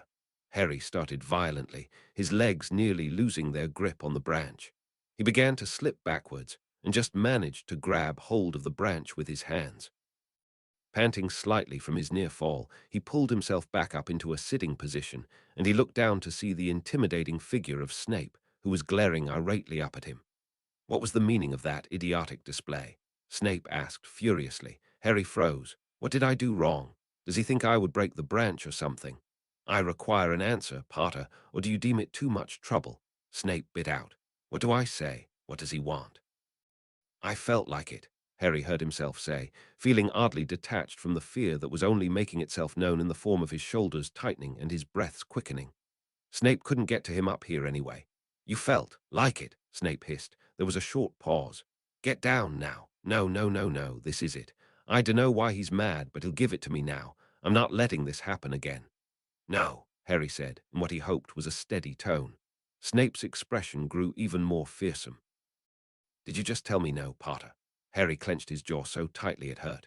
If you do not come down immediately, you will most certainly regret it. Harry didn't move. I won't like the consequences whether I go down or not. At least I'm out of range here. Then Snape drew his wand. The previously slow-building fear burst to the forefront of Harry's mind, and with it, his magic. Reflexively, he shot out his palms, releasing a surge of energy that threw Snape backwards a good 10 feet. Harry immediately jumped down from his branch, landing painfully on his ankle in his haste. He was pretty sure he felt a bone snap, but at the moment, it didn't matter. He sprinted away from Snape as quickly as he could, the adrenaline masking the pain in his ankle. He ran until he hit the protective spells surrounding the property. In his frustration, he pounded at the barrier with his fists, and he was shoved abruptly backwards by an unseen force. Without pausing, Harry turned to the side and simply ran along the mist instead, until the exhaustion and pain began to catch up with him. His ankle now throbbing abominably, he slowed to a stop and dropped to the ground. Harry sat there, injured left ankle splayed out in front of him, his arms wrapped around his right knee. When he finds me, I'm dead. Dead, dead, dead, dead. Stop the stupid shaking. Stop being scared. Stop being weak. All too soon, as Harry knew would happen, a shadow descended over him. He raised his head with an almost agonizing slowness, his eyes stopping somewhere around Snape's torso. Mr. Potter, Snape said stiffly. I'm sorry, Harry breathed. Apologies usually helped, didn't they? Snape closed his eyes, inhaling, then looked down at Harry. Stand up." Harry attempted to stand, trying to lay as little weight on his left foot as possible. Being as exhausted as he was, however, he swayed, inadvertently landing pressure on his injured ankle. He crumpled back to the ground with a barely concealed gasp. Though he tried not to show his pain, he couldn't help biting down on his lower lip, letting out an almost inaudible groan. "You have injured yourself," Snape said in an inscrutable tone of voice, stating more than asking. Harry didn't answer. What was he supposed to say? Snape abruptly leaned down towards Harry, who stiffened, his fists clenching in expectation of what he knew was sure to come. But instead, Snape wrapped one arm around Harry's upper back and the other beneath his knees, lifting him up as though he was a toddler. Harry struggled wildly in Snape's grip as he was carried towards the house, certain he was about to be dropped or thrown or worse. "Remain still, or I will immobilize you," Snape growled. Harry immediately froze. He had no doubt that Snape would follow through on his threat. "He's carrying me. Why on earth would he do that?" Snape entered the house and walked to the sitting room, depositing Harry carefully on the couch. He looked Harry in the eye. "I will tend to your injury, Mr. Potter, and you will not fight me on this." Harry nodded. He was exhausted, and he couldn't run if he tried. Harry watched as Snape carefully stretched out Harry's left leg across his lap, waving his wand over the injured ankle. "Your ankle has been broken in 2 places, and the injury has undoubtedly been aggravated by your foolhardy flight." Black eyes bored into Harry, a severe expression on his face. Harry deliberately avoided his gaze. Snape pointed his wand at Harry's foot, removing his shoe and sock, and Harry stared with detached interest at his ankle, which was reddened and swollen, resting at an unnatural angle. "I will perform a charm that will set the bones," Snape said in a businesslike manner.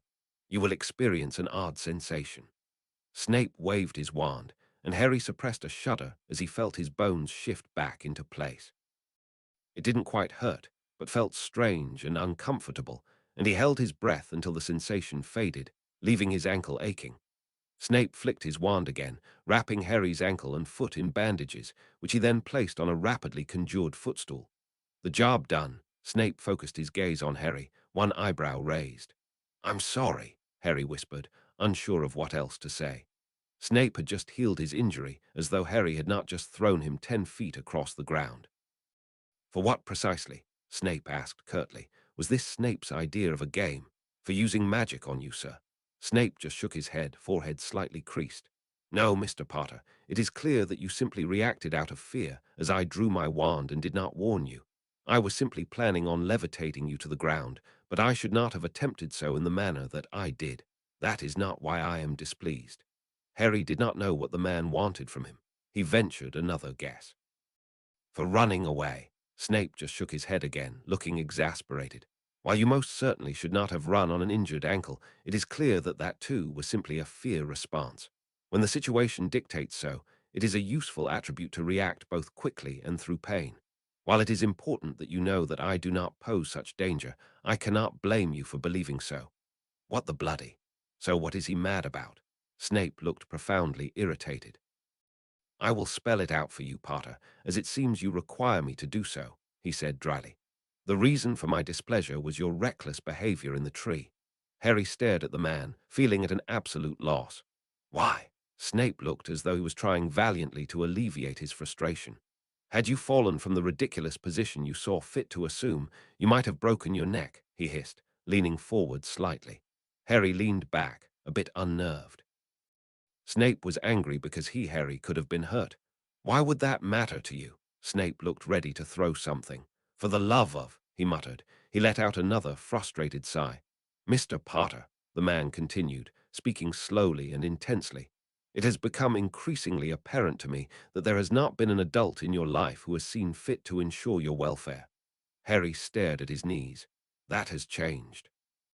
I am currently responsible for your welfare, and under my care you will not behave in a manner that puts yourself at risk." Snape seemed to be waiting for something. I won't do it again," Harry tried, glancing up.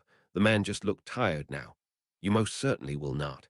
If you do attempt such a foolhardy stunt again, you will not like the consequences." "Okay, so if I do something that might cause me harm, he'll hit me. Where's the logic in that?" Apparently, Harry's thoughts were showing more plainly on his face than he realized. because Snape seemed to recognize Harry's confusion for what it was. "I will reiterate, Mr. Potter, that I will not ever raise a hand or wand to you with intent to cause you harm." Harry looked down again, biting on the inside of his lip. "As it is, I will overlook today's idiotic behavior. You will keep as little weight on that ankle as possible, and it should be properly healed by the morning. Do not go outside. I will escort you to the library if you wish." Harry nodded cautiously, allowing Snape to pull him up and help him to the library. He felt a bit ridiculous. It wasn't as though he'd never walked off an injury before. He couldn't even count the amount of broken bones he'd had in his lifetime. It was all entirely unnecessary, but he allowed Snape to assist him for fear of angering him further. Later at dinner, to where Snape had, thankfully, allowed Harry to walk unassisted, Harry was praying to whatever higher power might exist for Snape not to question him. No such luck. "For exactly how long have you been consciously utilizing magic, Mr. Potter?" "That's not such a bad question. Nothing about the Dursleys, at least." "Consciously, sir." Snape gave Harry a discerning look. "Mr. Potter, episodes of accidental magic do not occur in the direct manner in which you did. Generally, it is quite difficult to detect the source." "Really? Well, I can't lie my way out of this, he'll know in a second." "A few years," Harry answered carefully. Snape raised his eyebrows. "At exactly what age did it start?" Harry paused. It was hard to say. He began to notice a pattern of odd things happening around him when he'd been really young, no older than 4 or 5, and it hadn't taken long to realize that those odd things made the Dursleys hate him. But the directed, often explosive magic. He hadn't always meant to do it, but with Vernon's increased outbursts, it had been hard not to use it to defend himself. "I would say at around 8, Harry answered. Snape was looking at him oddly. "Is that a problem?" "Not at all. It is simply quite unusual for one as young as that to gain control of their magic." Harry suppressed a grimace, so he was abnormal even for wizards. "Wonderful. What prompted you to attempt to gain control?" "Great, back to this." Harry shrugged. "A verbal answer, Potter," Snape said sharply. "I don't know, sir." Snape looked highly skeptical, but thankfully said no more. The following day, Harry had just joined Snape in the lab, and he was skimming through the ingredients for the potion he'd been instructed to brew. A standard size 3 brass cauldron is required. Harry glanced around. Most of the cauldrons he could see were pewter, and the only brass cauldron was a size 2. "Sir," Harry called out tentatively, "this potion requires a size 3 brass cauldron. I don't see any." "There are spares in the storage closet," Snape responded without looking up, pointing towards the stairs. "Yes, sir." Harry walked towards the stairs and opened a small door beneath them. He froze. The cupboard under the stairs. Suddenly, Harry was no longer in Snape's potions lab. He was in the cupboard, trembling all over. He felt simultaneously hot and cold. His breaths were coming in short, shallow gasps, and it seemed as though the room was engulfed in a thick fog. His throat ached abominably with the effort not to cough. Petunia hated the sound of it. He distantly heard the cupboard door open, and Petunia's shrill voice yelling at him to do something. Perhaps tend to the garden, clean the bathroom, wash the floors. Harry didn't respond. He felt himself being shaken. He looked up at Aunt Petunia and thought he caught a strange expression cross her face fleetingly, something akin to guilt. The look on her face was then rapidly replaced by a sneer of disgust. She dropped a bottle of water beside him and left. Harry curled up into a tight ball, biting down hard on his fist as he felt a wave of sickness crash over him, flinging himself to the side just in time to avoid vomiting on his blanket. He wiped his mouth with his sleeve and gulped down some water. As he lay there, alone in the dark cupboard, beside a pool of his own sick, his entire body shivering, he felt the first beginnings of emptiness, when he realized that a bottle of water was the closest thing to love he would ever receive. Harry felt something cold splash suddenly on his face. He jumped, then looked around. He wasn't in his cupboard. He was in Snape's potions lab, and the man was standing in front of him, looking at him with an expression Harry couldn't read. Snape drew slightly closer to him, and Harry immediately backed away. Snape stopped and stepped a few paces backwards. Harry glanced at the open door of the cupboard, then back at the room, and then at Snape. He could feel himself trembling, but the vivid images were fading away slowly. He stared at the cauldrons piled in the cupboard in an attempt to ensure that it hadn't been real. to assure himself that he wouldn't be thrown back in there to rot as soon as he did something wrong. Snape wouldn't do that. Would he? Maybe if Harry really messed up, he'd Mr. Potter, are you quite all right? Snape's voice was quiet, hesitant, even. Harry nodded jerkily without looking at him. The man was silent for a moment before the expression on his face seemed to clear, and he gestured towards Harry. Come, he said in a low tone, though it had lost its hesitance. Harry straightened his shoulders and followed Snape to a small room that adjoined the lab, where the man transfigured a wooden chair into a softer, padded seat. Harry sank into it, hunching in on himself. A calming draught, perhaps. Harry shook his head quickly. Snape nodded once and remained blessedly silent for the next few moments. Mr. Potter, might I ask what brought that on? Snape then asked that same low tone. Harry was quiet for a moment. Had it been a flashback? That had never happened before, though admittedly the last time Harry had been in the vicinity of a cupboard like that, he'd actually been shoved into it. I don't know, was all Harry could think to respond. Snape looked skeptical. Are you quite sure you do not? He stared resolutely at the floor and shook his head. Let it go, please. Very well, Mr. Potter. They both remained in silence, Harry seated rigidly on the chair, Snape standing, facing him a few feet away. Eventually, Snape spoke. Would you prefer to remain here, or would you like to continue with your potion? Yes, a distraction. I'd like to continue. Snape inclined his head, gesturing for Harry to follow him out of the room. He then walked over the cupboard, retrieving the required cauldron. Why not just summon it? Harry asked, feeling as though his mouth had formed the words of its own volition. Anti-summoning spells. Such a precaution is necessary in a potions lab, considering the myriad potential explosives in the room. Snape set up Harry's cauldron for him, and Harry began to brew, slowly calming with the repetitive actions. He noticed Snape intermittently glancing at him, and then at the cupboard and back again. Harry woke up suddenly, gasping for breath. Stupid occlumency didn't work. He wanted to tear his hair out, throw something, rip something apart, anything to distract himself from the memories. He settled for, once again, hitting the back of his head against the headboard, over and over again, hard. Suddenly, he felt the impact buffered by a relatively soft surface. He flitted his eyes to the side. Snape had come in without Harry noticing, and he caught Harry's head in his hand, preventing him from hitting it again. Harry stared at Snape, but didn't move. Snape looked back, his gaze oddly, softer than usual. He didn't move his hand. The touch felt unfamiliar, but not in a way that made Harry want to escape it. They both remained in that position for a few moments, with the back of Harry's head resting in Snape's large, calloused hand. Inexplicably, Harry's breathing steadied, and his heart rate slowed to a calm, even pace. Harry felt Snape's fingers card through his hair gently before he let go. Chapter 9, Chess Master. Chapter text: Severus was sequestered in his office, composing his next letter in response to the foreign potioneer with whom he was involved in an extended correspondence. Though Severus much preferred to work alone, this particular potioneer possessed knowledge that rivaled Severus' own, so the woman was too beneficial a resource to discount. Even if her methods tended towards experimental to the point of recklessness, at times. Severus re-inked his quill.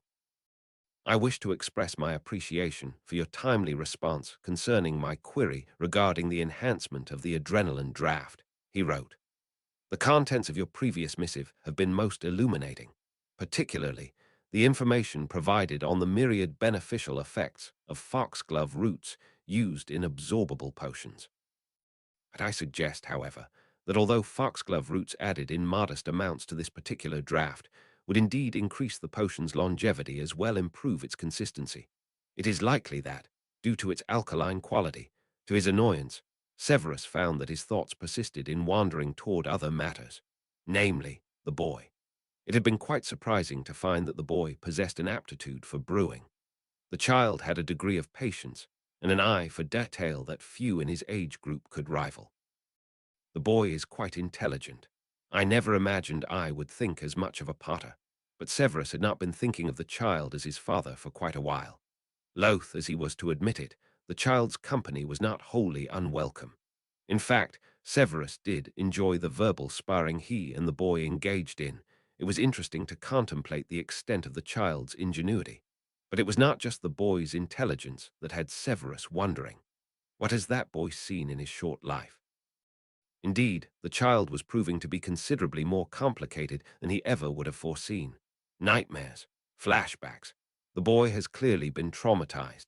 Abuse, unfortunately, is all too probable. It had been a few days since the boy's episode in the potions laboratory, but Severus could not put it out of his mind. The deadened look he'd seen on the child's face was not easily forgotten. It was not an expression he would ever think to associate with a child. It was the look of a grown man who had long despaired of any hope of salvation. The child deserves more than I can provide for him. I am not equipped to deal with a young trauma victim. My mere presence bears the capacity to terrify adolescents into submission. How can I provide such a child with the safe environment he so desperately requires? Severus had endeavored to draw the boy out on many occasions, attempting to gain an inkling of what the boy had gone through, but the child was, quite understandably, resistant to his overtures. I am not the person for this job. But who was, really? Severus was pulled out of his thoughts when a patroness in the form of a phoenix appeared before him. Would you be so kind as to avail your home to my presence at 8 o'clock this evening? I wish to discuss with you several matters regarding your upcoming Newt-level class. Dumbledore's voice spoke from the patroness. Sighing, Severus gave his consent, and the patroness vanished. Upcoming Newt classes, my foot. He wishes to ascertain that I've not yet throttled the boy. Severus rolled his eyes as he signed his letter and sent it off with a wave of his wand before climbing the stairs to the kitchen, finding the prepared lunch from the elves arranged on the table as usual. He sat, and like clockwork, the boy entered the kitchen and sat in his usual place, avoiding Severus' eyes. For a few moments, all that could be heard was the clinking of silverware. Severus cleared his throat. The child looked up warily, and Severus could detect the anxiety hidden beneath the blank mask the boy so often hid behind. Professor Dumbledore will be paying a visit at 8 o'clock this evening. I felt it prudent that you be informed, as I've no doubt he'd like to speak with you. Severus saw the boy's face turn stony upon his mention of Dumbledore. Severus narrowed his eyes. Do you find that objectionable, Mr. Potter?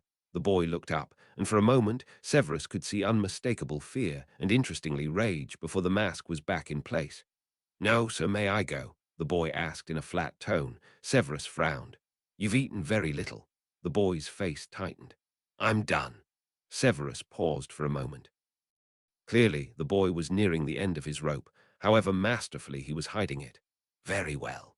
The boy left the room as quickly as he could without running, and by the sound of it, went outside. The boy did not appear to be particularly disinclined toward Albus' presence when he first arrived. He has more reason to dislike me than the headmaster. What has changed? Harry tried to force back the anger burning inside of him as he sat on the branch of his tree, upright this time. The nerve Dumbledore had showing up here. Harry doubted he'd be able to remain civil toward the man when he arrived. He's really coming to see if his plan is working. And when he finds out it's not, he'll take me away. Unless Snape really is part of the plot, but the more time Harry spent around the man, the less likely it seemed. Snape really did seem to, dare he say it, care at least sometimes. Maybe he won't let Dumbledore take me away. Yeah, right. You're an idiot. Of course he will. Might be decent, but he doesn't want me here. He'll be glad to get rid of me. And it occurred to Harry just then that he didn't want to go. He liked living here. He liked the food, the books, and brewing potions. He even liked the fact that Snape helped him with his nightmares, loath as he was to admit it. And even when the man was angry, he had never hurt Harry, aside from that time in the library. And even then, he hadn't really done it deliberately. Just let Dumbledore try to take me. But Harry knew, despite his own magical abilities, that Dumbledore was far more powerful than he, and if Dumbledore wanted something, he would get it, no matter what Harry had to say about it. In the end, I'm powerless. Dumbledore controls everything. He's got the entire magical population of Britain in his pocket, according to the books anyway. Next to him, I haven't got a chance. I'm helpless. In a moment of defiance, Harry slid off the branch until he was hanging by his hands, then let go and dropped several feet to the ground. He landed painlessly, despite his hands and knees taking the brunt of the fall. His magic must have played a hand in that, though Harry wasn't particularly inclined to examine that possibility in that moment. Read books. Now, must stop thinking.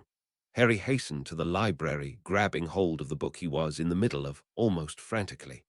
The 5 exceptions to Gamp's law of elemental transfiguration limits. That's what hopped up. Oh, so powerful, conceited bastards who don't know how to mind their own stupid business need. Harry read on, the topic providing a brief distraction. Exceptions of transfiguration. Food can't be created from nothing or transfigured from any random object. Guess that makes sense. It would be too easy otherwise. Same with money. I guess nothing of real value can be created with magic. So even if someone did create food, it wouldn't really sustain them. Water can be conjured, but water is really part of the atmosphere, so the magic just changes the state of it. So you can basically transfigure something into something else of equal value, but that's about it. So here's more proof that magic works with physics.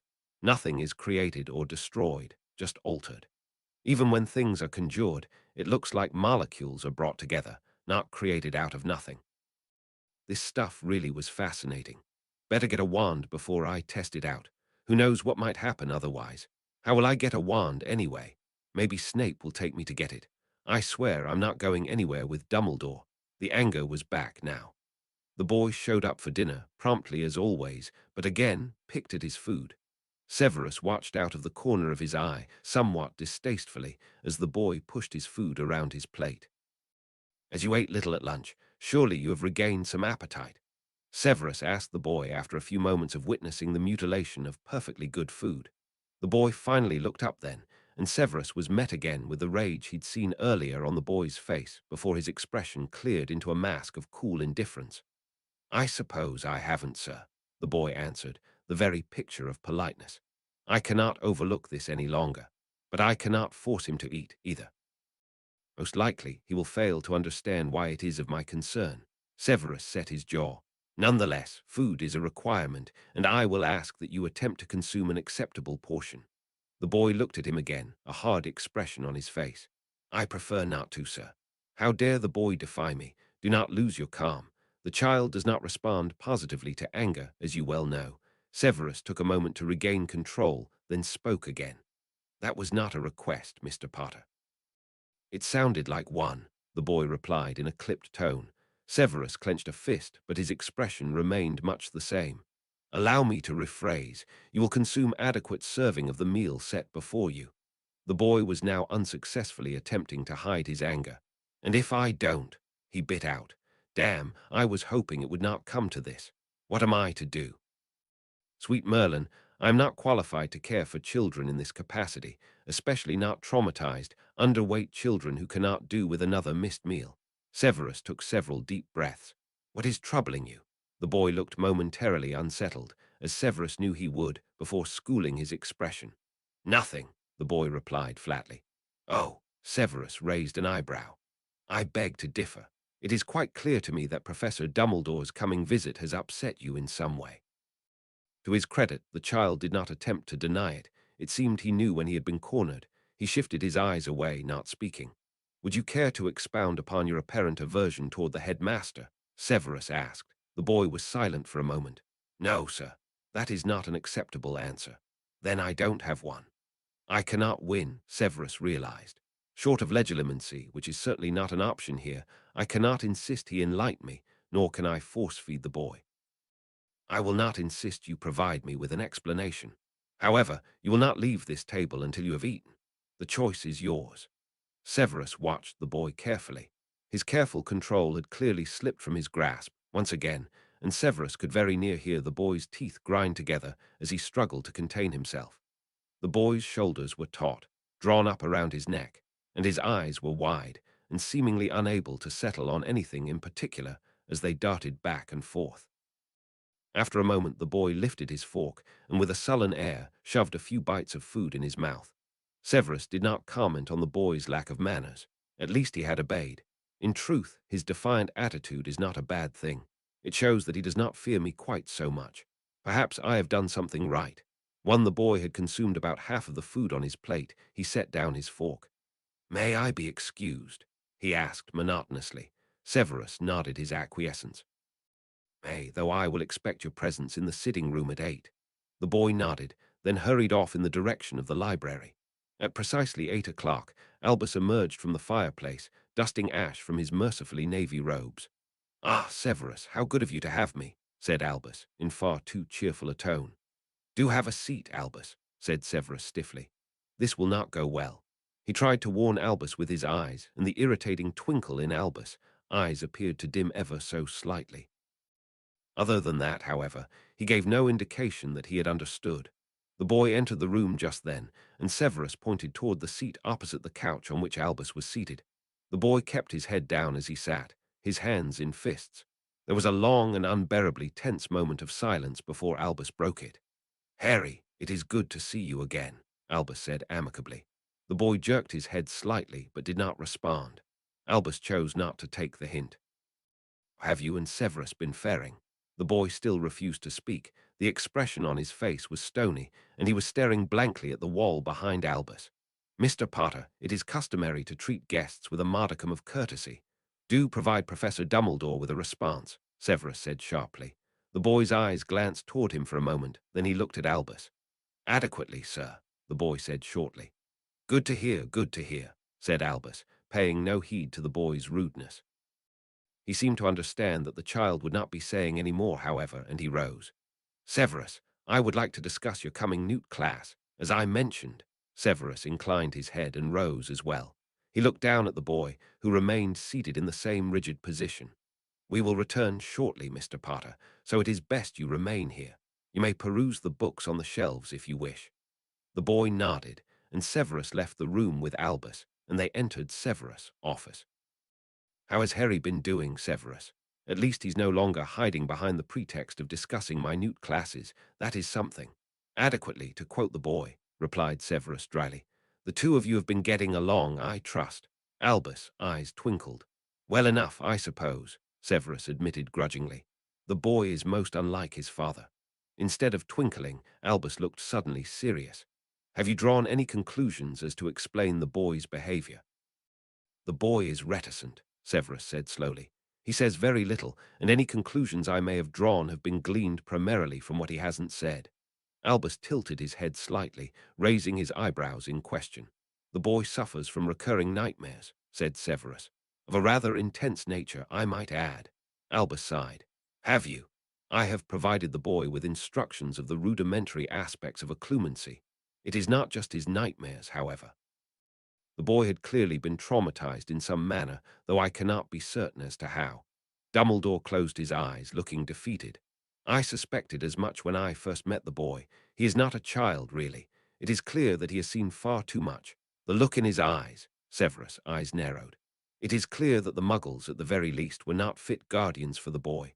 If he knew and did nothing, Albus looked as pained as Severus had ever seen him." "I did not know, Severus." "Undoubtedly, the child's experiences resulted from extreme negligence on my part, I readily admit." Severus' nostrils flared. "I was trying to protect him." Albus spoke in barely more than a whisper, and that worked out admirably, did it not? But he knew it was true. Albus had been attempting to protect the boy as badly as it had turned out. If Severus thought about it, he was just as much to blame as Albus. I knew the boy was sent to the Muggles. I also knew Petunia Evans, who clearly feared magic and despised those who practiced it. The jealousy, coupled with the fear, would not have endeared her to the boy. I should have known. Harry sat stiffly on his chair, shredding a blank piece of parchment he procured from the library earlier. He didn't bother to eavesdrop on Snape and Dumbledore this time. He knew what was going on. Dumbledore's taking me away. Right now, he's giving Snape the whole rundown about why it's necessary. Dunno if Snape knows the real truth or not. Despite the fact that in a few moments it would no longer matter, Harry hoped that Snape did not. I hate Dumbledore. I hate him worse than the Dursleys. I hate him more than Jade's stepdad. When I know more magic, he'll never know what hit him. Harry shoved the handful of shredded parchment into his pocket. He really wanted to toss them on the floor, but that would be an idiotic move, as angry as he was. He kicked the leg of his chair hard, but all that accomplished was to send a shooting pain up his foot. It also made him even angrier, and it was all he could do to tamp down on his emotions when some of the books on the shelves started thumping against one another. He breathed slowly and deliberately through his nose, forcing himself to calm enough for the books to stop moving. A few moments later, Snape and Dumbledore walked back in. Harry immediately stood. He wasn't going to go without a fight. He carefully tracked the movements of both men with his eyes, his body poised for flight. Dumbledore turned toward Harry and he braced himself. Dumbledore smiled, his blue eyes twinkling. It was funny how benign those eyes had seemed when Harry had first met Dumbledore. He's evil. Harry, it is so good to see that you and Severus have been getting along. What? Dumbledore walked closer, holding out a hand. Harry stumbled backward. Yeah, sure he wants to shake my hand. It's just a ploy to drag me off somewhere, oldest trick in the book. Harry kept his eyes on Dumbledore, refusing to take the proffered hand. He could not read the man's expression, but inexplicably, Dumbledore dropped his hand and walked toward the fireplace. Thank you very much for your hospitality, Severus. I will be taking my leave now. He smiled at Harry again, and Harry glared back. Dumbledore scooped up a handful of the powder by the fireplace, flue powder, as Harry recalled, tossed it into the fire and vanished in a flash of green flame. Mr. Potter. Harry turned quickly. Snape was still standing there and he did not look pleased. Would you care to explain your behavior? Snape asked sharply. Harry did not pretend to misunderstand. But what could he say? He opened his mouth, then closed it again, shaking his head slightly. Snape's expression softened minutely. I assure you there is nothing to fear from Professor Dumbledore. Am I giving off that impression? Not good. Harry straightened his shoulders. I don't fear him. I just don't like him. Snape looked disbelieving, but he didn't voice his thoughts on that matter, whatever they were. Instead, he shifted his stance slightly, folding his arms, and Harry could clearly read the disapproval on his face. He looked away. He didn't like the feeling that look was giving him, and he couldn't begin to understand why. Whatever your feelings are, Snape said. Professor Dumbledore is your elder and your future headmaster.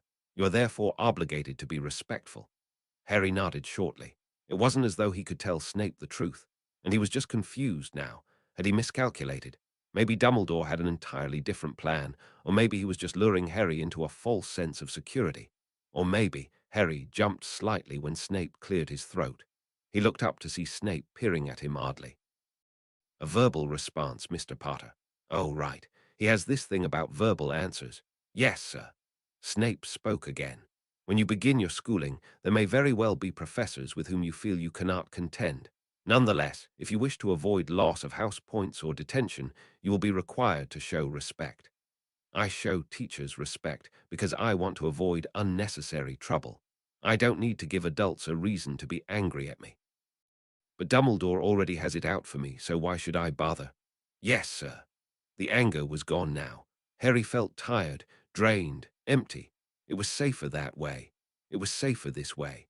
It was safer in the darkened stall of the men's lavatory at a public library, armed with nothing but the clothes on his back and a wad of cash in his pocket. It was safer because the custodian hadn't locked the lavatory door after he'd shut the lights at closing time, while Harry held his breath and could do nothing but keep his feet out of view from the gap between the stall door and the floor. It was safer because he could get out if he wanted to, and he could drink from the sink faucet if he needed to. It was safer because there was a vending machine in the lobby, and he had cash. It was safer because even if someone found him in the morning, the worst they'd probably do was toss him out. On his first day on his own, at 9 years and 11 months of age, Harry had never felt safer in his life. Chapter 10. Storm of Fire.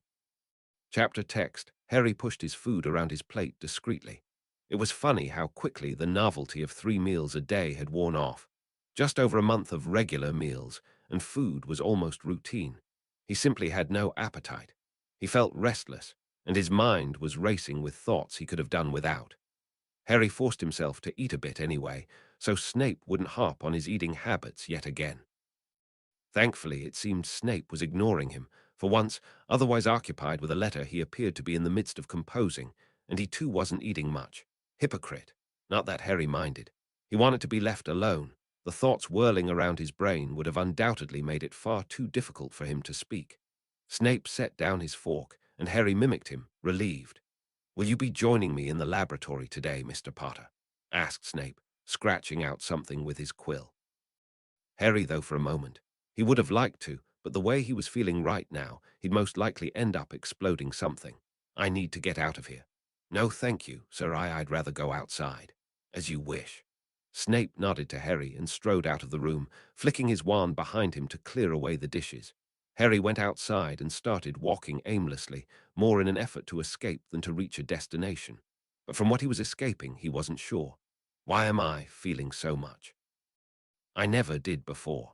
It was true. It had been so easy not to care about anything when he'd lived on the streets. He had been more focused on survival. But now, the confusion he felt about Snape's civil treatment of him, combined with his fury at Dumbledore, was proving to be difficult to process. There was fear there, too, that Snape would start hating him again, or would leave or throw him out. And that led to more fury at Dumbledore, who was the real reason Harry had cause to fear being taken away in the first place. It was too much. The anger, the hatred, and the fear that Dumbledore would take Harry away to set the next scene in Harry's miserable life. And when he thought too hard about the scenes past, all masterfully assembled into a word-perfect cabaret, thanks to the tireless efforts of its producer. I give you Albus Dumbledore, and let's not forget to mention our star. But wait, he mustn't be made aware. It is for his own good, after all. For the good of all the wizarding world.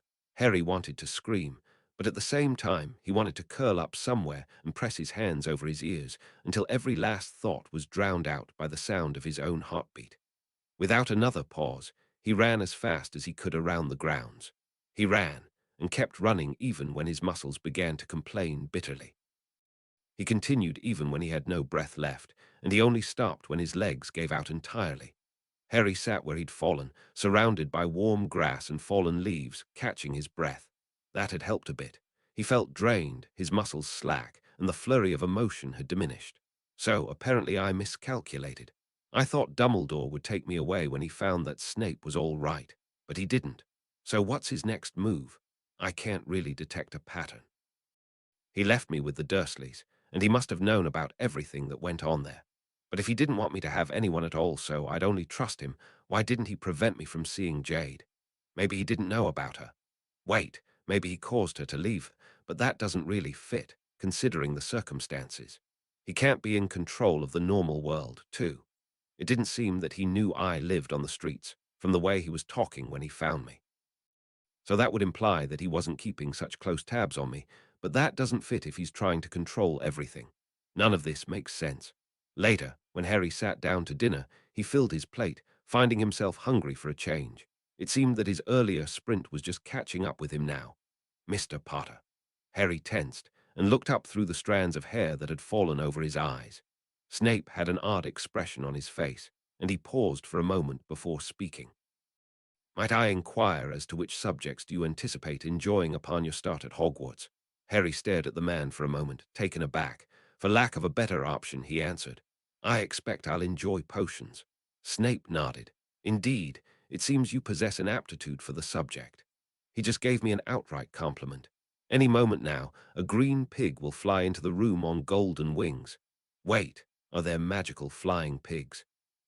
Did you perhaps enjoy chemistry in your previous Institute of Learning, Mr. Potter? Snape's voice jerked Harry out of his musings. Institute of Learning? Harry had to hold back a snort. I suppose. Snape seemed to be studying him carefully, too much so, and it took some effort for Harry not to avert his eyes completely. Were you informed of your magical abilities by your previous guardians, or did you simply discover them unaided? Of course. I should have realized. Was just trying to find an opening to question me about them. I can't lie, though, he'll know. But anyway, what does it matter if I say the truth? Who cares? He won't use it against me, I don't think. They never told me. Harry bit the inside of his cheek, flitting his eyes away. I think they were afraid of it. Why did I say that? Snape's forehead wrinkled. It is a common human tendency to fear that which one does not understand or cannot control. At that, Harry looked up at Snape's face. There was a strange glimmer in his dark eyes. Of understanding, he knows. He probably had a non-magical parent or something who hated him for his magic. Harry did not know how he knew that, but judging by the look in Snape's eyes, he knew it was true. Snape was staring at him again. You realize, Mr. Potter, he said slowly, that the irrational views of others dictate nothing of your intrinsic value. It was all Harry could do not to gape at Snape. Harry was in the library, but he could not have repeated a word of what he'd read. The irrational views of others dictate nothing of your intrinsic value, was Snape, in his own, subtle way, trying to tell Harry that he was worth something.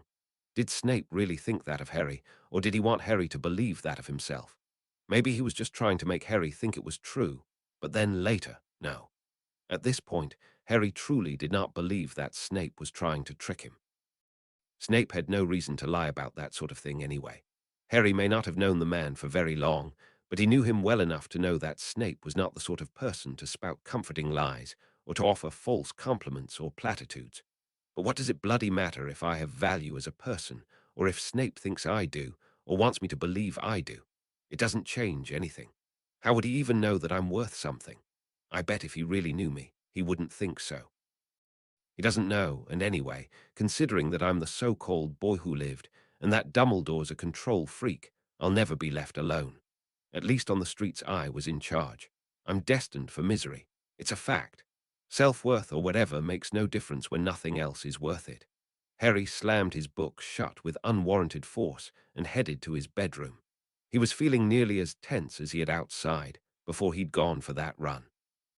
In short, angry motions, Harry undressed and went into the shower, turning the tap to the highest temperature. He stood under the stream of water, feeling it scalding his back and scalp. It hurt, but it was a good kind of pain. It was from an outside source that he could turn off if he wanted to, but he didn't want to. The water felt good, as though its heat was washing away some of his raging emotions, absorbing the heat of his rage into its own. After a long while, Harry exited the shower and toweled off, the cloth aggravating his reddened, tender skin. He wrapped the towel around his waist, still feeling anxious and on edge, though the fury had left him. He stared into the bathroom mirror, his tired, flushed face staring back at him. They say what's on the outside mirrors what's inside. Is there something wrong with me on the outside that would explain everything that's gone wrong? Was everyone justified in doing what they did because I deserved it? Harry examined his face carefully. He'd never really taken the time to look at himself properly before. Thick black hair messy, but otherwise ordinary. Almond-shaped green eyes, the color unusual but not abnormal. His face appeared drawn and slightly pale, and his eyes were shadowed, but wasn't that how most people looked when they were tired? His skin wasn't green, he had 10 fingers and toes, and his facial features were all properly positioned. If how I look doesn't say anything, it must be something so deep inside me that's gone bad that it can't be seen. Snape said that the views of others don't define my value. But if that's the case, then why is it that almost everyone sees something wrong with me? The Dursleys, all the neighbors, the kids in school, the people on the street.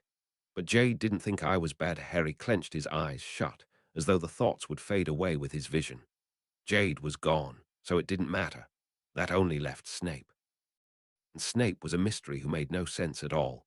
He turned away from the mirror, feeling a pit growing in his stomach, and his hands trembled slightly as he pulled on his pajamas. He left the bathroom and climbed into bed, shoving his penknife under his pillow as he curled up beneath his blankets. He attempted to calm himself, to think of and care about nothing, the way he used to, but it just wasn't working. His mind was racing, and he could almost hear the beat of his heart. Find your safe place. Harry's thoughts immediately went to Jade. Memories involving her were the only ones that felt safe. Harry was in the treehouse, waiting for her. He knew she would be there. Sure enough, he heard the rustling of leaves and a faint scraping sound, and Jade soon entered the treehouse. Her eyes were red, and her face was streaked with tears. Jade never cried. "You're crying," Harry said, feeling a bit out of his depth. Jade rolled her eyes, and Harry was relieved to see that she was still her normal self. "You have a black eye," she said in the same flat tone Harry had used. Harry smiled a bit as if to say, "Taché." He looked at Jade expectantly, though he knew better than to ask her straight out what was wrong. She wiped her face with her sleeve. "I hate him," she said in a low voice. Harry nodded. He could guess the rest. Jade shrugged off her backpack, which she often carried with her, though Harry noticed that it was bulkier than usual. "What's in the bag?" he asked. Jade smiled faintly. "Stuff." She first pulled out a water bottle and a brown paper bag and handed it to Harry. Harry nodded his thanks, gulping down some water. For some time now, Jade had taken to bringing Harry food and drinks, as she knew he was never given much of it. At least her bastard of a stepdad didn't care what she ate. "What else is in the bag?" Harry asked, once he finished wolfing down the food she'd brought him. Jade pulled out some pens and a pad of paper from her backpack, ripping off the topmost sheet and handing it to Harry. She grabbed a pen and leaned over the pad, penning out an image with such force that she nearly poked a hole through the paper. "Draw whoever you hate," Jade said, without looking up.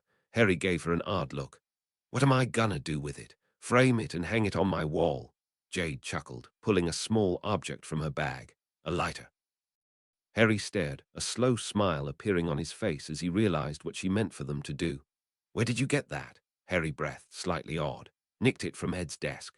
She bent her head back over her paper, shoving a pen toward Harry. He poised it over his paper, thought for a moment, then began to draw.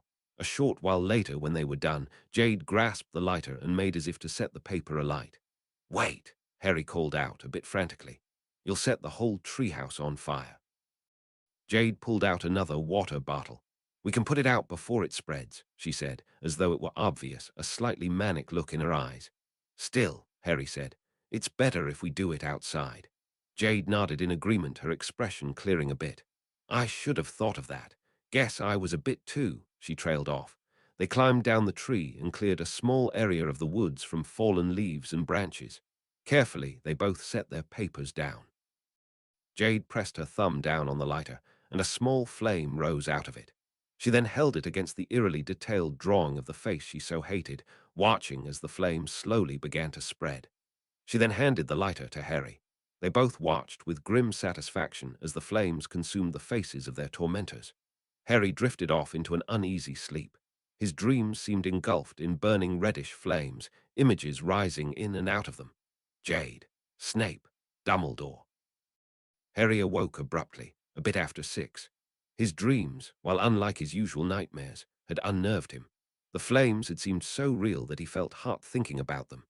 Harry then realized he was sweating rather profusely. Odd. It's like the fire was real. Harry took a cold shower, and the irony of his actions wasn't lost on him.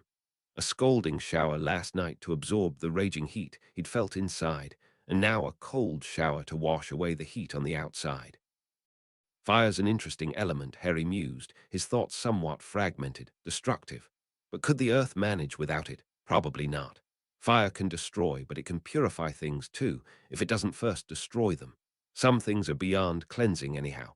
Some things are better off destroyed. Dry and dressed, Harry made his way downstairs. It was too early for breakfast, so he went to the library. He didn't feel like eating anyway. He settled in his favorite armchair, not even bothering to open a book. He stared at the wall. He felt a bit vacant, exhausted, as though he'd been running miles and miles and just couldn't go on anymore. There was a faint ache in his chest, and Harry felt hard-pressed to even twitch a finger. Get a hold of yourself. Pull it together. You have to be prepared. Don't sit here like a useless lump. But for all his self-admonitions, Harry just couldn't bring himself to care. After a while of staring, Harry rose and walked toward the tall windows of the library, almost unaware of what he was doing. He then realized what had drawn him to it. It's raining. It was storming, actually, and Harry could hear occasional rolls of thunder booming in the distance. The sound of raindrops hitting the ground felt soothing. Almost transfixed, Harry left the library and walked through the front door. He felt large droplets land heavily on his head, his shoulders, his face as he stood in place for a while, his body soon becoming entirely soaked. The rain is putting out the fire, but is it too late? Has it already been destroyed? Harry walked toward his tree and sat beneath it, his arms wrapped around his knees. The leaves of the tree somewhat muted the steady assault of water. Water, it's the opposite of fire, but the same in some ways. It can burn, too, and destroy, and purify, but not me. Harry felt raindrops streaming down his face, almost like tears. But they weren't tears. Harry couldn't cry. He hadn't done so in years, not since the day he'd realized the extent of its futility. He sat under the tree a while longer until he heard rustling. He looked up. Snape was walking towards him, his billowing cloak growing steadily damper.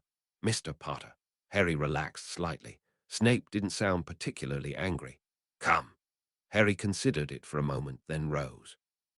Snape, almost hesitantly, laid a hand on Harry's shoulder to lead him toward the house. Harry shrunk away from the touch. It wasn't that he was afraid, exactly. He'd known for some time now that Snape's touch wasn't dangerous. If anything, it made Harry feel warm inside, as though he was being ensconced in a thick blanket. But Harry could not accept that sort of comfort. Not now. When they walked through the front door, Snape waved his wand around himself, drying his robes. "You as well," Harry shrugged. For once, Snape didn't request a verbal answer. He waved his wand around Harry, whose clothes felt abruptly dry and warm. It made his throat ache. Harry swallowed, trying to rid himself of the sensation. It didn't help. "Breakfast, Mr. Potter." Snape swept toward the kitchen and Harry followed him. They both sat down to eat, and silence ensued for the next few moments. "Mr. Potter," Snape said suddenly, "do you enjoy a thorough soaking while fully clothed?" Harry stiffened. "I like rain," he responded defensively. Snape nodded, his eyes on Harry. "Have you been made aware of the potential hazard of positioning oneself beneath a tree in the midst of a thunderstorm?" Harry raised his eyebrows. "Seriously, is that really likely?" Snape pressed his palms down on the table.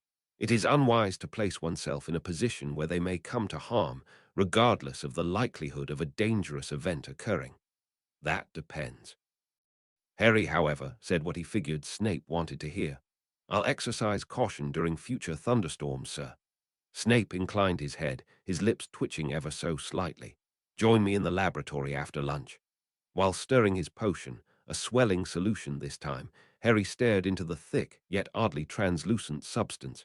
He could see his reflection staring back at him, looking as blank and tired as he felt. "Stir 6 times clockwise." Harry watched his reflection distorting as he stirred. It seemed eerie now, but he couldn't tear away his gaze.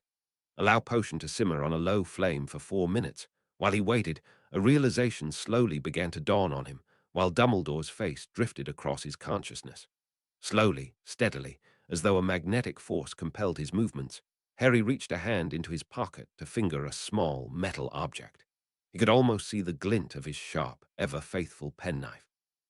A sudden sense of calm washed over him.